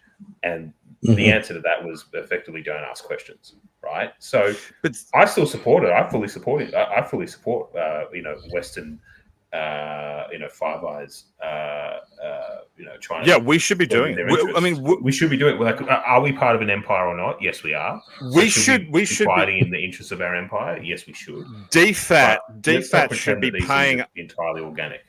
Yeah, DFAT should be paying us to actually send this stream into China, like smuggle it in on USB sticks, right? But I mean, on that point, I mean, I think you are right, but like in Ukraine, I think it actually happened the other way around, which is that like Ukraine was like Casablanca for the CIA between 1994 and like the early 2010s, because it was where all these like unaccounted for nuclear weapons were. They put all these resources in, they had all these cutouts. The CIA were just always there. They were the impetus for the kind of not so much the protest movement, but the opposition to Yanukovych in the lead up to 2014. But it really does seem, when you talk to Ukrainians, like they think they were abandoned by the West. And like to your point about containers full of gas masks, I mean, in Ukraine, they're breaking into Italian restaurants and stealing like silverware to put on their heads. So it kind of, the whole thing kind of happens in reverse over there. And I think that's one of the reasons for their belligerence, is they do just feel like totally abandoned. But I mean, this is how it plays out here, right? Is there just comes this flashpoint where the Australian public are saying like 5 or 6 years of this going down the direction it's currently going down. You know, if you look at what just happened with March for Australia, right? I mean, there is that energy there amongst a big cohort of Australians to get out and protest. You know, there could be something happen where, like, whether it's, I doubt it'll be with Albanese, he's probably not that stupid, but the next Albanese, you know, whoever they decide is in charge of Australian managed democracy next, their mask slips, people realize, holy shit, the Chinese government owns our country, and then they go and occupy something. And then, I mean, just like with Yanukovych being chased into Kursk by angry like protesters in their cars, you know, we end up having, you know, like semi-peaceful regime change, and that's when China decides to go kinetic. Right? I thought Penny Wong was an Australian patriot. Now the mask has slipped. Yeah, the mask has slipped. Well, I mean, I think the funny thing about Penny Wong is I think she probably might be. Like, I'm way less worried about Penny Wong, who you would never in a million years pick to be your intelligence asset, as I am worried about guys like, like Dastiari or Paul Scar or Ted O'Brien or like, I mean, thank God the Liberal Party is dying, because can you imagine if these guys got into government? Like, Labor's bad enough. Labor are just trying to like kill us with kindness, you know. Isn't Ted O'Brien's like wife a migration consultant or something like that? Yes, she is. Yeah, funny that. Yeah, right. And Woods. What about? I mean, I swear that Jason Woods was one as well. I mean, the background on Paul Scar is fascinating, and you know, I'll do a Substack or something on it at some point. But I've been trying to like yell at journalists to do something on this. Like his background working, especially with this story that's recently come out about how Australia is the sole supplier for the rare earth minerals that go into like Chinese hypersonic missiles. You know, like one of the companies mining. Yeah, did you see that? Was that today? Was that today or yesterday? Yes. So there's this particular rare earth that goes into Chinese hypersonic missiles, and the only source for it is here in Australia with a company that we sold to the Chinese. So we're not just selling it to them. Like, it's not one of those cases where we can just turn the tap off and leverage them. No, they bought the company, right? This is exactly what Paul Scar did. His company got sold to them. That being said, though, you know, not to oversimplify things, you can just do things, right? Like, if there is a company that was sold to the Chinese that is selling rare earth minerals that are used for hypersonic weapons, we can just ban the export of that mineral. Without reference to the business, you don't get to do without reference to the mine. Exactly. We just ban the export of the mineral. And Ben's saying there's a whole book about what we're referring to called Sub-Imperial Power. I'm going to buy that book and give it a read. Ben is a smart guy on this stuff. Ben knows a lot of this stuff. Probably. Look, I think just to circle back on that, just to be clear, I fully support what was happening, but I have to admit, and my eyes were opened. I went there as a young guy thinking it was all this big organic thing, and it started off as an organic movement, but obviously adversaries of the Chinese government saw this as an opportunity, and they started supporting it. Well, which we need to keep doing. I mean, the Australian government should be spending tens, if not hundreds of millions of dollars a year on anti-Chinese communist propaganda, right? Yes. They should be spending it on it every single day. We should have Australia's hottest beach babes producing videos about the horrors of the Uyghurs or whatever. We should be telling them how good capitalism is. We should be undermining their state institutions. Like, we should be doing every single thing in our power to make the CCP collapse, because communism is evil, right? I mean, at what point did we in the West forget that point? Just because China did it okay, and because Nick Land made some good memes about it, we've somehow decided, actually, no, China's cool. John, we can live with them. No, we fucking can't. We John, cannot live with communists. You're forgetting cheap widgets and line go up. Yeah, you know, that's well, but this is part of the. But one of the interesting things that's happened in the last few years is the consumption of cheap plastic crap by the West has just cratered, right? And Temu and Shein orders by girls with nose rings are not keeping that industry alive. China is in trouble because their whole economy was based on a world where there were going to be like 1 billion action figures for 11-year-olds, right? And that doesn't exist anymore, right? Yeah, now the average person needs one little box to consume all their shit on that can be made anywhere. So you don't need all the plastic crap from China. That's a problem for China. That's an existential problem for the Chinese economy. And some of the things that they think they need in order to, reach their mandate of heaven is, superconductors and semiconductors in Taiwan. Well, X is now building their own chips in America, which they're saying that when they release them, I think late this year or early next year, are going to outperform some of the top NVIDIA chips. Yeah. So, like, all these things are kind of being stripped away from China at the moment, and I think that they're cool. I used to think they were a massive threat. Like, I probably 10 years ago, I drank the Kool-Aid from Steve Bannon, like pre-Trump, and said, "Oh shit, man, ultra-nationalist Chinese are going to kill us all," or whatever. But I've totally changed my opinion on it. And it's one of those things, like, when you see Steve Bannon do a speech and you watch one YouTube video, you can think this stuff. But, like, you read 4 or 5 books on Chinese culture and you go, whoa, these guys suck. Like, they really suck. Like, you could see how that. I mean, I think the smartest thing the Chinese have ever done is not get into a war and have everyone realize that they're going to suck at it. Because, I mean, Sun Tzu is doing a lot of heavy lifting for those guys. But when you look at their culture, like, they don't know how to. They know how to make war theoretically. They don't know how to treat their enemies. And you see this through their entire history, this weird kind of cultural predilection for not killing people. It's a fascinating thing about the Chinese. Now, if you look at the last, they kill like, themselves in record numbers, but also like, look through the 20th century, right? Like, heaps die in famines. That was a westernizing influence. Heaps die by kind of like accident. But what's like the central kind of unit of performative violence of the Cultural Revolution? It's like getting a guy on a podium and hitting him with a stick and yelling bad things at him, right? Like, China is renowned for its esoteric and complicated torture methods that didn't always work. I mean, in the Tang dynasty, they didn't kill their political opponents. They just cut their dick and balls off and made them serve tea, right? They had unique revolts at various points. Because they have an interesting worldview, which is completely foreign to the Western mindset, which is, for thousands of years, they've sort of been of the viewpoint that they're at the center of the world and the world should come to them in one way, shape, or form. So that they've never really had the impetus to, go out and build the boats, so to speak. And they don't understand how we think at all. And it's very obscure to them when you talk to them about, they don't.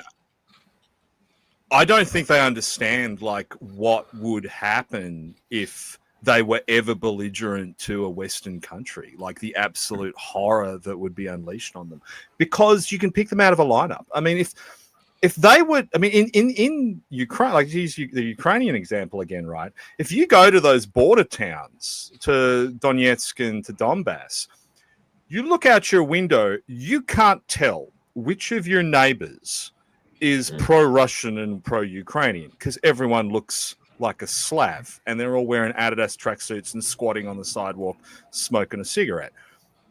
If they were to do that here, we can look out our windows and tell who the Chinese are. And white people are just going to kill all those people.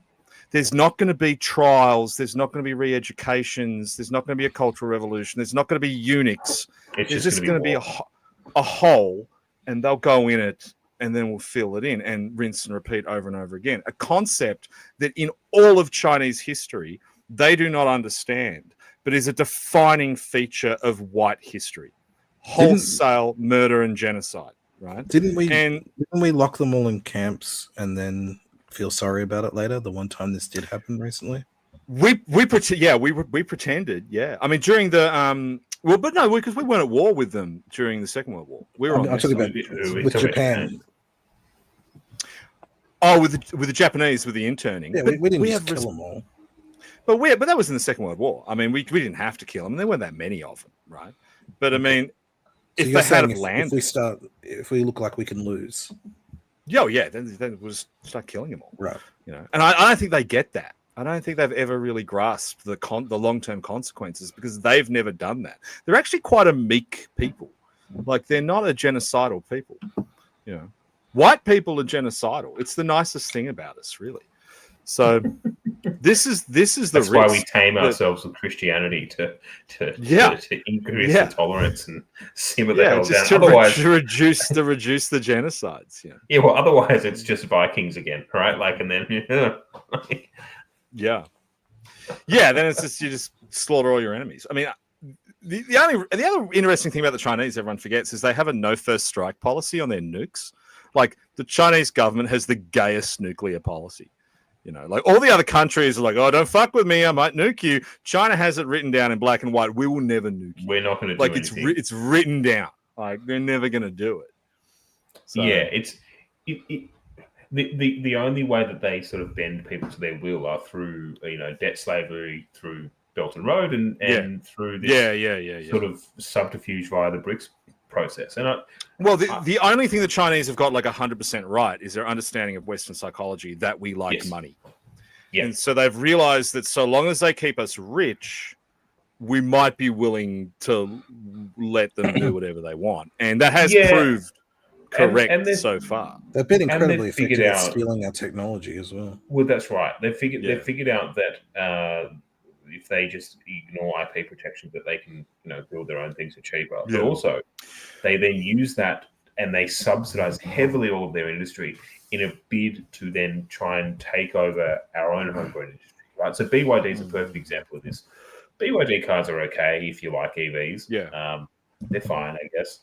But BYD is subsidized massively in that country, and the entire angle that they're going for is that they want to supplant and replace auto manufacturing industry across the West, because if they can do that, then they limit your ability to change those factories in a war effort from building cars to building tanks or other military assets, right? Probably large drones or something. That's right. So which again is new to you without firing a shot. Again, I think that's a real miscalculation by the Chinese, because I think they assume that the West has the same kind of legalism that we do. They don't realize that if they ever did that, we can just go into those factories with guns and say it's our factory now. Right? Yeah, exactly. And if it's against the law, we'll just change the law. Not if all the factories are in China's territory. Yeah. True, but I think that they do overestimate our physical addiction capital to regulations. Is within their borders. Just if you've got all the physical capital within your borders, if you've got all the capacity to build things, and we've kind of seen this a bit in the recent conflicts, where, I mean, you guys may or may not know this, but Russia has the same gross national product as Italy, right? Like, it's not a large economy on paper, but it's in a lot of ways, compared to Western economies, it's a much more real economy. Like, people in Russia actually make things, and they make things across like the whole supply chain. And so you can put sanctions on them, and it doesn't completely screw them up. Whereas here in Australia, if our trade got cut off, we'd be completely screwed because we don't make anything. And Russia and China are the only. Well, the only. I think China to a lesser extent, but Russia is the only country that produces all of its military small arms on their continent. Like everything the Russians are using comes out of Russia, which even China doesn't have. I mean, China has a fair bit of outsourcing, particularly in small arms, actually, where they outsource some of it to Russia, to the manufacturing base, and even to like fucking Italy and Germany and shit. So, Russia has a distinct advantage that I think China probably doesn't. But I mean, Russia's kind of Russia. Like it's not really a risk to the West. I mean, if you cut Ukraine loose, like, okay, well then what? Belarus, south of Poland, nothing ever bad happened when someone invaded Poland, right? Like that could be fine. So what I'm saying though is that, like, the US has wised up to this with the Trump regime, but before that, they were just ignoring it. And like, if you actually get to a point where your economy is 100%, services and zeros and ones, if your economy is 100% selling software platforms to other Western countries or something, when the war starts, you actually have nothing. You don't have anything to convert. You don't have any and you're suddenly just going, it just doesn't matter that I can sell productivity software. That's just not important. But this is why America is banning a lot of Chinese products, right? Because they still do make things, and they're conscious of the fact that the Chinese government are leveraging themselves up to the eyeballs in debt in order to subsidize these industries to try and take out American manufacturing base and other European manufacturing base. So the current administration in America has gone, we just won't let you sell the products here, and then your entire gamble doesn't work, right? So they're banning DJI. You can't manufacture or import any of your products here because we're going to sell our own. And I think you need to do that because otherwise, what they're doing is like what China's doing is quite smart strategically. Yeah, it's also clear that China have all but completely lost the AI arms race, right? Which is kind of interesting. They don't have an AI killer app. You can tell. I mean, if you use TikTok, I give myself an hour a day on TikTok because I have an addictive personality, and also there's a lot of young women on there. But when you notice the kind of lack of sophistication in like its algorithmic tools and stuff, like they're not on the cutting edge that things like X and it's reflecting your lack of sophistication back to you, John. It's learned. Yeah, true. Yeah, TikTok has just learned what a basic bitch I am. Yeah, it's just, yeah. No, but you want to see it's being beaten by X.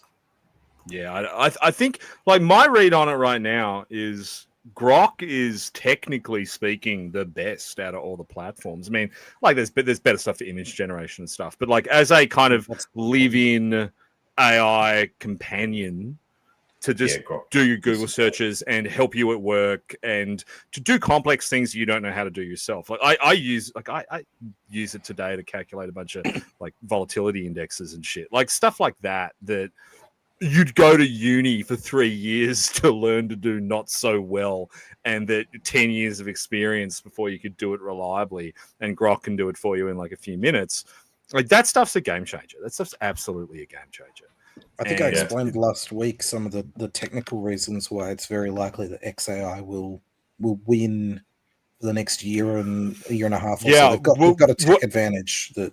Have you seen Elon's talking about pushing an update to Teslas to make like a distributed network of using the GPUs in Teslas? Like that's one of the things he kind of says, but I don't think that's a long way off being feasible. I'm not sure that'll ever be a good idea. Yeah, I mean, like and plus the data center is a great economic development. Like it's kind of like how there's a bit of a debate on those humanoid robots, right? About how actually it's probably a good thing to give these things a couple of years of remote operation to learn the kinds of things they want to do, because also then you don't have some of the other expenses, and it's an economic growth driver in the third world. In the same way with like building out these data centers and not innovating the scale of them, it's great economic development, particularly in a place like Australia, right? Because you can, like here in Tasmania, I mean, we got 2 data centers on the cards already, right? They're going to be huge for jobs growth. Someone's got to build them. So they got to buy the land. You know, people have got to learn how to operate them. There'll be staff there. Like, that's good. You want that. That's stuff that you know can actually help our economies grow. So, the current kind of like data center obsession is, I think, long term a good thing. You just got to figure out how you're going to power it. Right now, if someone, let's call them the Susan Lieber party, hadn't massively fucked up a generational opportunity on convincing the Australian public on the merits of nuclear energy, maybe we could have more of these things and it wouldn't be such a punish to get them done. Yeah, but that's the big thing about net zero at this point, right? Because when we're talking about what we're going to do with all this cheap and or expensive energy, I mean, that's it. It's AI, it's data centers. Yeah. It's building out that infrastructure. So, yeah. If there's anyone who's lost on AI, it's not China, it's us. That's true. Just going to go to some of the comments. Plastic Rice was saying you can't win a tariff war against a reserve currency. This is something that people arguing against tariffs miss. It isn't a simple tariff war. Yeah, he's right.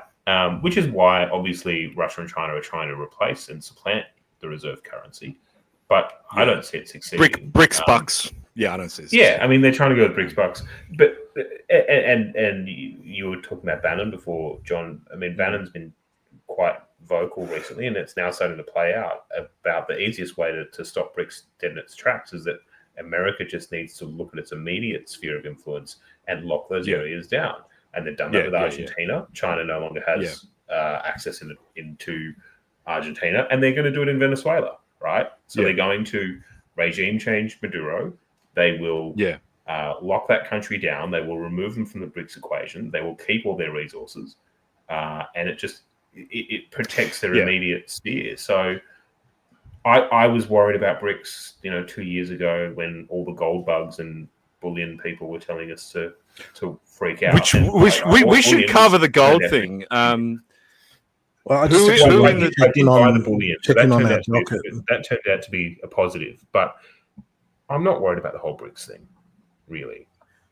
I mean, look, India is a vexed proposition. I mean, India are annoying. India are an annoying country. Breaking news: India is annoying. Yeah, I mean, who knows what those guys are up to? But on the gold thing, right? The gold rushes, the guys lining up to buy bullion. That's fucking crazy, right? Like, I mean, I hope no one in the chat has been doing that. You lost $400 in the last 7 days. Actually, what is it? I have it on my desk. Yeah, like you're buying. You lost $387. That assumes I only bought 1 ounce, John. That's true. That's true. It worked out for me. It's the craziest psychology. It's the craziest psychology, right? Because people panic about the economy and they go, "Oh, I got to buy gold." What were you panicking about that gold was the answer to? Like, if I panic, I'm going to buy tobacco and tinned food. Like, what are you going to do with gold in that situation?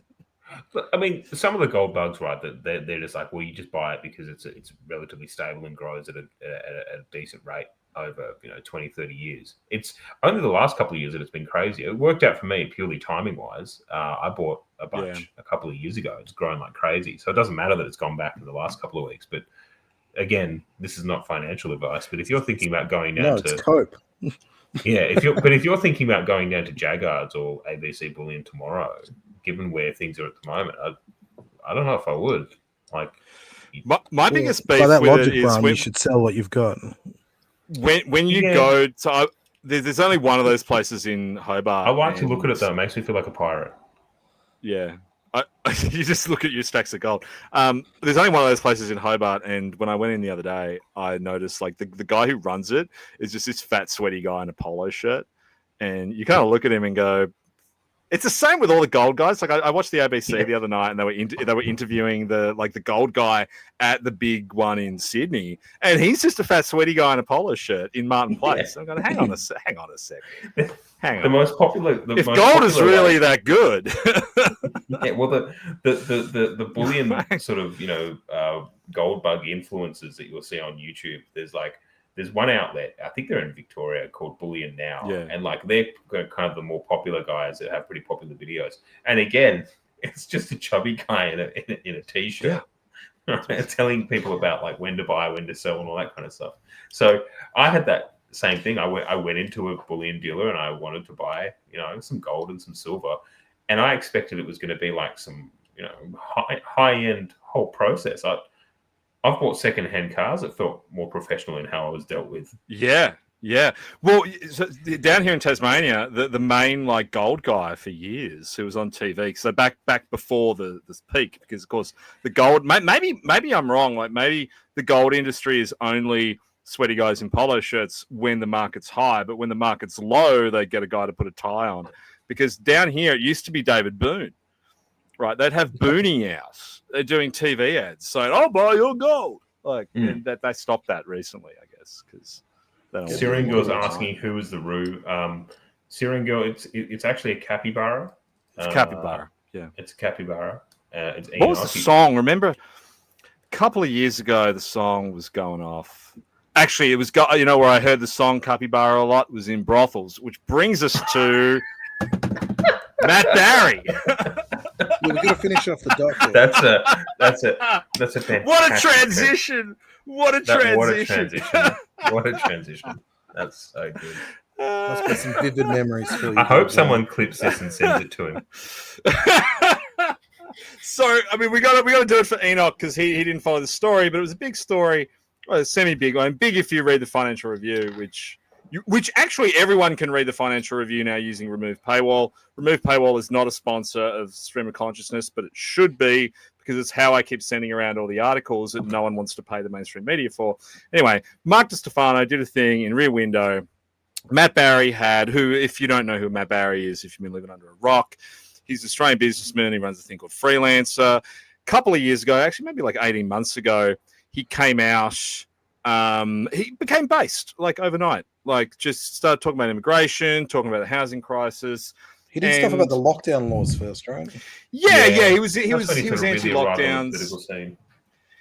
Anyway, and we all kind of liked him because what's the defining feature of the Australian right is that no one has any money, and so when a guy who's a successful, semi-successful businessman shows up who has money, we're all like, oh, maybe he could be the guy. Maybe he could be our Trump, whatever. So Matt Barrie kind of gets in the conversation a lot because of that. Anyway, so Matt has a Halloween party at his house in Point Piper, schoolgirl themed, according to the Financial Review, who then ran a salacious kind of picture of these, frankly, comely young women.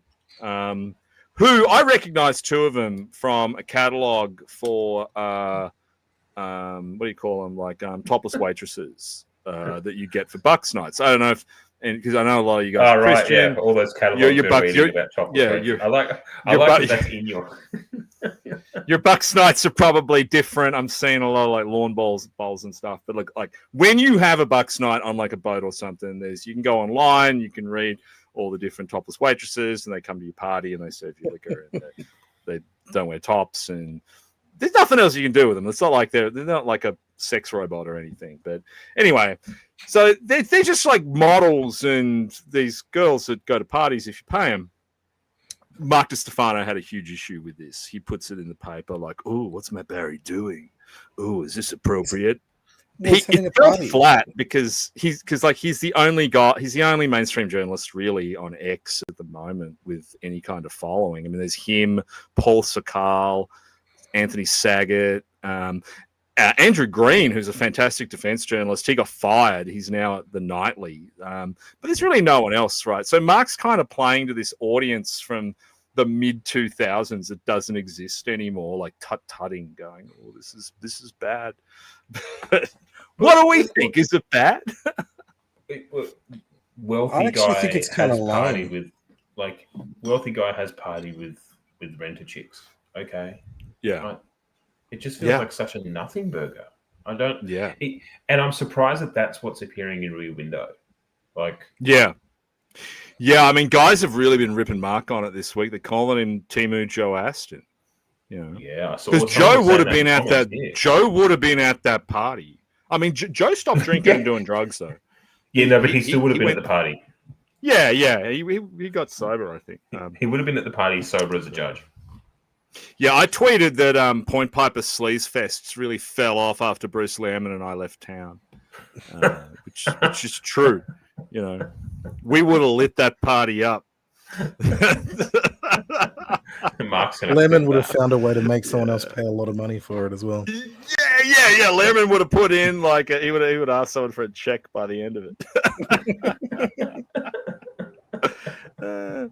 But yeah, I mean, look, I don't know, man. Like, I don't know what the media in this country is doing, dude. I'm a big journalism fan. Like, I used to enjoy it, and I just find myself just constantly disappointed in the quality of it. You know, like there's just nothing fun there.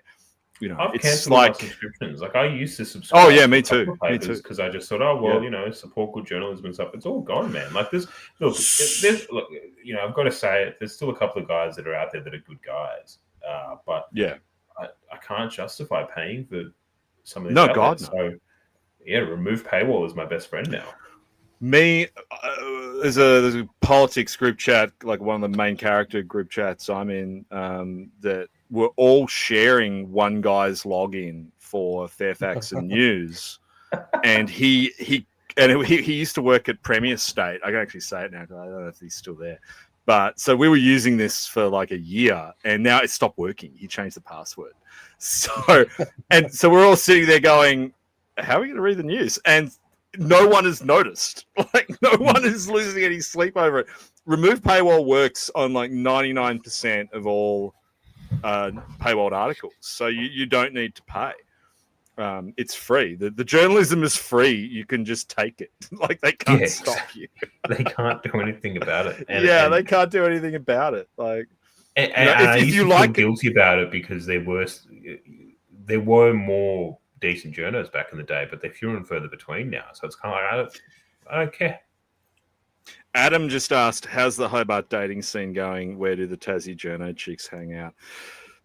Dude, it's not going great, if I'm being honest with you, man. It's not going great. But, I mean, I've been looking for where the Tassie journo chicks hang out because there's a couple of cute ones, like the Weather Girl on Channel 9.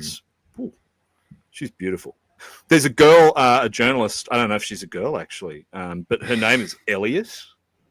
Right, I don't know if there's any other Tasmanians in the chat. They'll know this, right? So, is this your big announcement of like a new direction in life? No, so there's this. I can't even remember what she looks like. It's like because whenever she comes on TV, it's like the fact that however she looks isn't important to me. It's that she's changed her name to just be one name, and her name is Elliot. So I'm fascinated with her. Like I want to get drunk with her and just say, why'd you change your name to Elliot? Thank you, Green Goblin. Yes, it is dire areas, but I don't think it's cry for help stage just yet, Green Goblin, but we might get there. I'm in Sydney in what date is it today? The 4th. I'm in Sydney in 10 days. So yeah, I've got some work stuff on Thursday and Friday, and then I'm there for the weekend. So I'm going to tear the place apart for 48 hours. It's not going to be pretty, dude. I'm going to be, and you know what else? So level 6, Justin Hems, kind of like the home of Sydney sleaze, is under threat at the moment because they've got these new laws directly targeting Justin Hems and his treatment of girls who serve drinks in their underwear. So I reckon they're calling it Justin's Law, right? Like, because he got in trouble a while back. There was like all the news stories around like the exposés, what it's like to work at Justin Hems's Hemisphere, right? Well, so they're passing laws to crack down on other places, and you get paid a bunch of money, and guys like tuck fucking pineapples down your bra, like, oh, that's so bad. But anyway, so I'm suspecting there's going to be a big blowout up there. I'll probably have to close it down. So. That'd be fun. I'll take some of the fellas up if anyone's around. I actually noticed we had a lot of women in the chat tonight. Yeah, I know. We had like at least 3, which is why. I mean, Viv.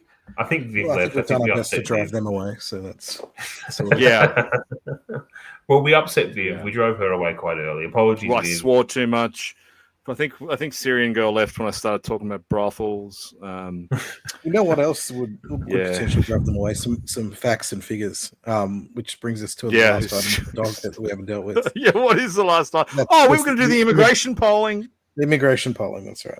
The immigration polling, yeah. Let's go. So what is it? Have you got the top line results? I've got the top line results here. Yes, that's right. Contrary to what Cos says about this kind of stuff, you've got there was a poll, I believe it's nationwide, special news poll on immigration. News poll, blah, blah, blah, blah. Almost 2/3 of Australians want fewer immigrants coming to the country. That's a pretty massive number to begin with, including 39% who want a lot fewer. That's a constituency. Like that's constituency. 39%. Yeah. It's and it's an issue that you can link to a lot of things. I mean, I've been saying it for ages now. I think immigration is like the issue. And contrary to what Cos says, I just can't see how now at the moment it's not being linked in a narrative way that makes it like a politically a vote changer. It's not even clear where the votes would go. I think that's part of the leakage we're seeing to Pauline Hanson's One Nation. But like it's just hard to see how if 39% of people want to see way fewer immigrants, we've got a housing crisis, we've got a cost of living crisis. This is a political constituency. This is the moment to seize it and run with it. And so far, no one really has. One Nation sort of broadly talks about it. Malcolm Roberts is quite. It's One Nation's issue. How can they not They should be. No, it is. But they've been on this. That's the thing, right? Like they should be. That's right. And they should be doubling down, and they should be, going down that sort of Farage pathway and Rupert Lowe pathway. To Malcolm Roberts' credit, he's always been quite solid and vocal on the issue. But the party's not just Malcolm, right? The problem seems to be is that they have no media strategy, and by media strategy, I don't mean like a traditional media strategy where like some fucking nerd tells you what press releases to put out every day. They need like a way to keep this in the public consciousness like every single day. Like you need a room full of guys like they should be going through the Noticer every day and just like churning out articles, and when there's a story about a machete attack, when there's a story about a migrant behaving badly, like there's so many also ancillary stories to crime. Like, I mean, I was talking to a guy the other day about increased expenditure by ICAC on investigating like really low level corruption in New South Wales. And the guy just kind of whispers, he's like, it's Indians. Like, this is happening all across Australian society. You got to be on top of it every single minute of the day and doing something on it. That's how you win campaigns. So they don't have that. And that, I think, is why they're sitting at 15%. When you really think about it, when you look at those immigration numbers, or the immigration polling numbers, Hanson should be a lot higher. She should be on 30%. That's kind of what we spoke about a couple of streams ago, which is I feel like unless they start announcing things and sort of saying this is the direction we're going, this is what a future looks like if we hold the balance of power, or if we pick up more votes. Their cap is, I said 15%, but maybe it's between 15 and 20%. But they could be much higher. We'll keep going on the conversation. Ben was just saying George Christensen dropped in, said good day, and then just said fuck it, didn't come back. Now his internet dropped out like completely. He's completely disappeared off the face of the earth. So it's just a tech issue.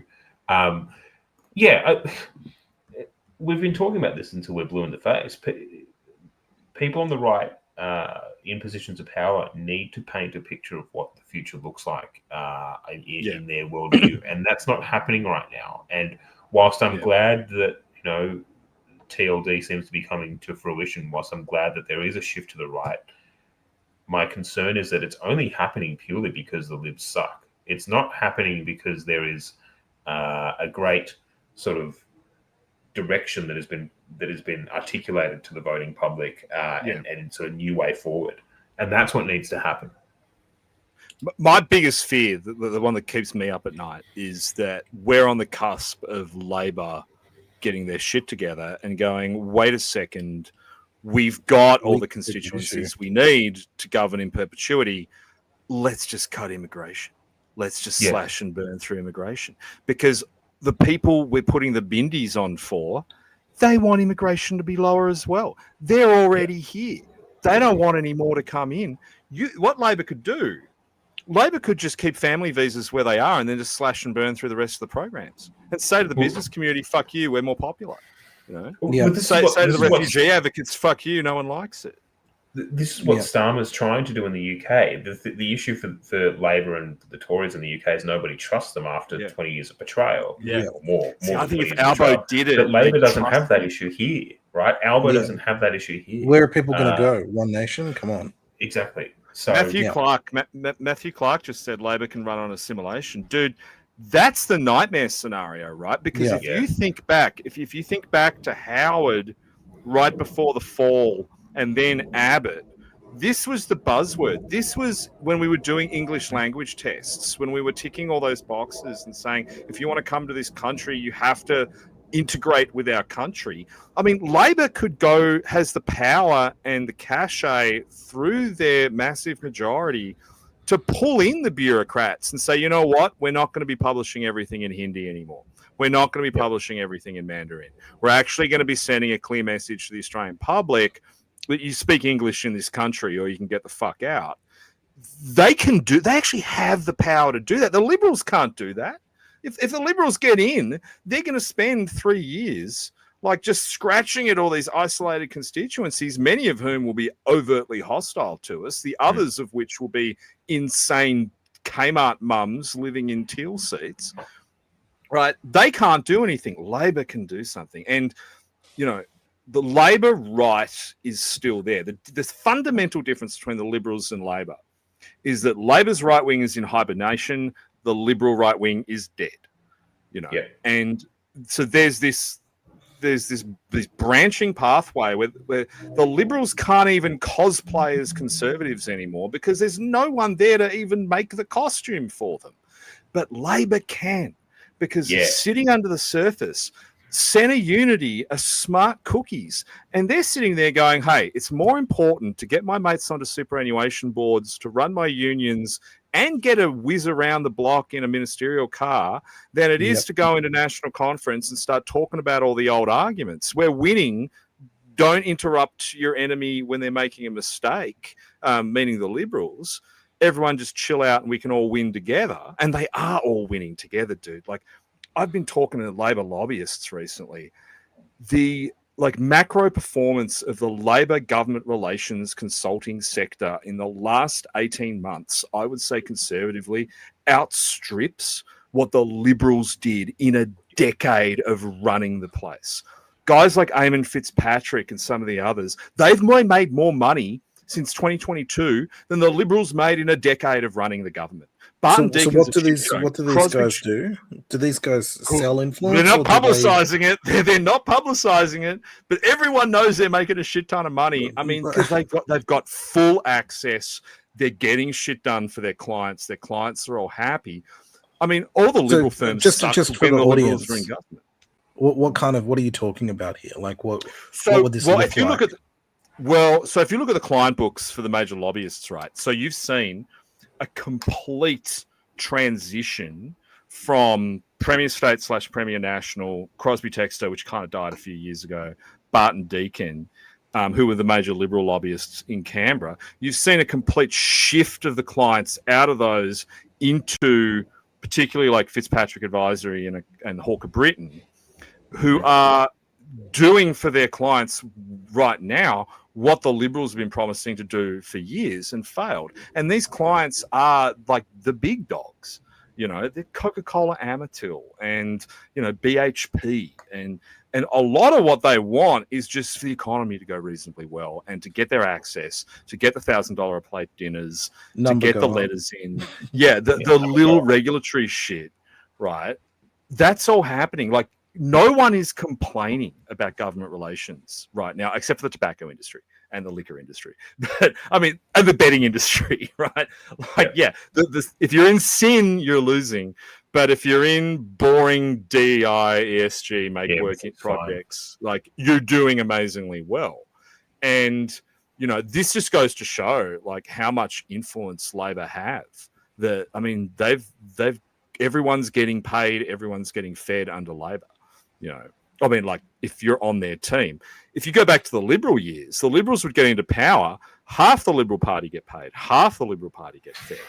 The moderates were making all the money. Sometimes the centre right was making all the money, but inside the Liberals, there's a lot of people who weren't making money. Labor are making sure everyone's making money, and all the lack of influence from Labor right that you're seeing in their party room and in their cabinet, that is being more than made up for in boardrooms where the Labor right guys are all in lobbying companies going, well, does it really matter that I don't have my same numbers on national conference that I used to have? Because now I get to go to Rockpool every week and I can buy my wife a Hermes bag and I'm going to the Maldives. Like, they're having a great time. So, but what I mean is they're still there, right? Under the Liberals, all those right-wingers just left. Now, if things start to go south, those guys can turn it around for them. Like, Albanese can just pull a comically large lever in his office from gay race communism, Labor left, to pantsuit nationalism, Labor right. Blue the Labor. lever's in his office. Yeah, the lever is in his office. No such lever exists for the Liberals, as Cos Samaras. And this is the thing. Like, we know that there are a lot of staffers that watch this. There's Renix people. Yeah, g'day losers. there's Rennick people that watch this. There's One Nation people that watch this. We often talk about sort of what's happening in the UK and similarities here. We need to talk about the differences. And what you guys need to understand is that you cannot sleepwalk into building, some right-wing momentum. You need to set a direction and paint that picture and articulate it, because, as John's pointed out, you will lose this mandate quite quickly because you will lose the mandate of heaven. That's right, because in the UK, it doesn't matter what Labor or the Tories say they're going to do. No one trusts them anymore. It doesn't matter if Keir Starmer could turn around tomorrow and say, we're doing full remigration, and he would still tank in the polls because nobody trusts him. Yeah. It doesn't apply here. And in a weird way, it applies the worst for the right in Australia because no one trusts the coalition, but people still trust Labor. Right, so I think Albo has like an enormous amount of trust. But that's what I'm saying, right? No one trusts the coalition, so they won't get anywhere. It doesn't matter what Hasey says; no one trusts them. But people still trust Labor, and they still trust Albo. So if Albo turned around and said, we're going to make people assimilate, there goes part of that One Nation vote. There goes part of that right-wing minor party vote. So the right-wing minor parties, if they want to overtake the coalition, you need to set a direction. You need to do it quickly because you're running out of time. Yeah, that's a good note to end on, man. Cause it's just gone 10 o'clock. So. Yeah, we are running out of time. Everyone is. But I don't know. I'm white-pilled, man. I feel pretty good about things at the moment. Like we're getting momentum. There's stuff happening. Thank you to all 930 guys who tuned in tonight. Yeah, follow us on Twitter. Most of you do anyway. Subscribe follow us on YouTube. To John's Substack. Yeah, I'll put the YouTube channel up here. It's youtube.com/@SOC_pod. And how do we do on YouTube? Are we doing follow, subscribe on YouTube, of course. Yeah. And we're doing our outro thing, the Stay Conscious. Stay conscious, Australia. Thanks, guys. I like it. It's cheesy. I think it's good. I like it. Thanks, guys. Cheers, everyone. See you guys. Bye.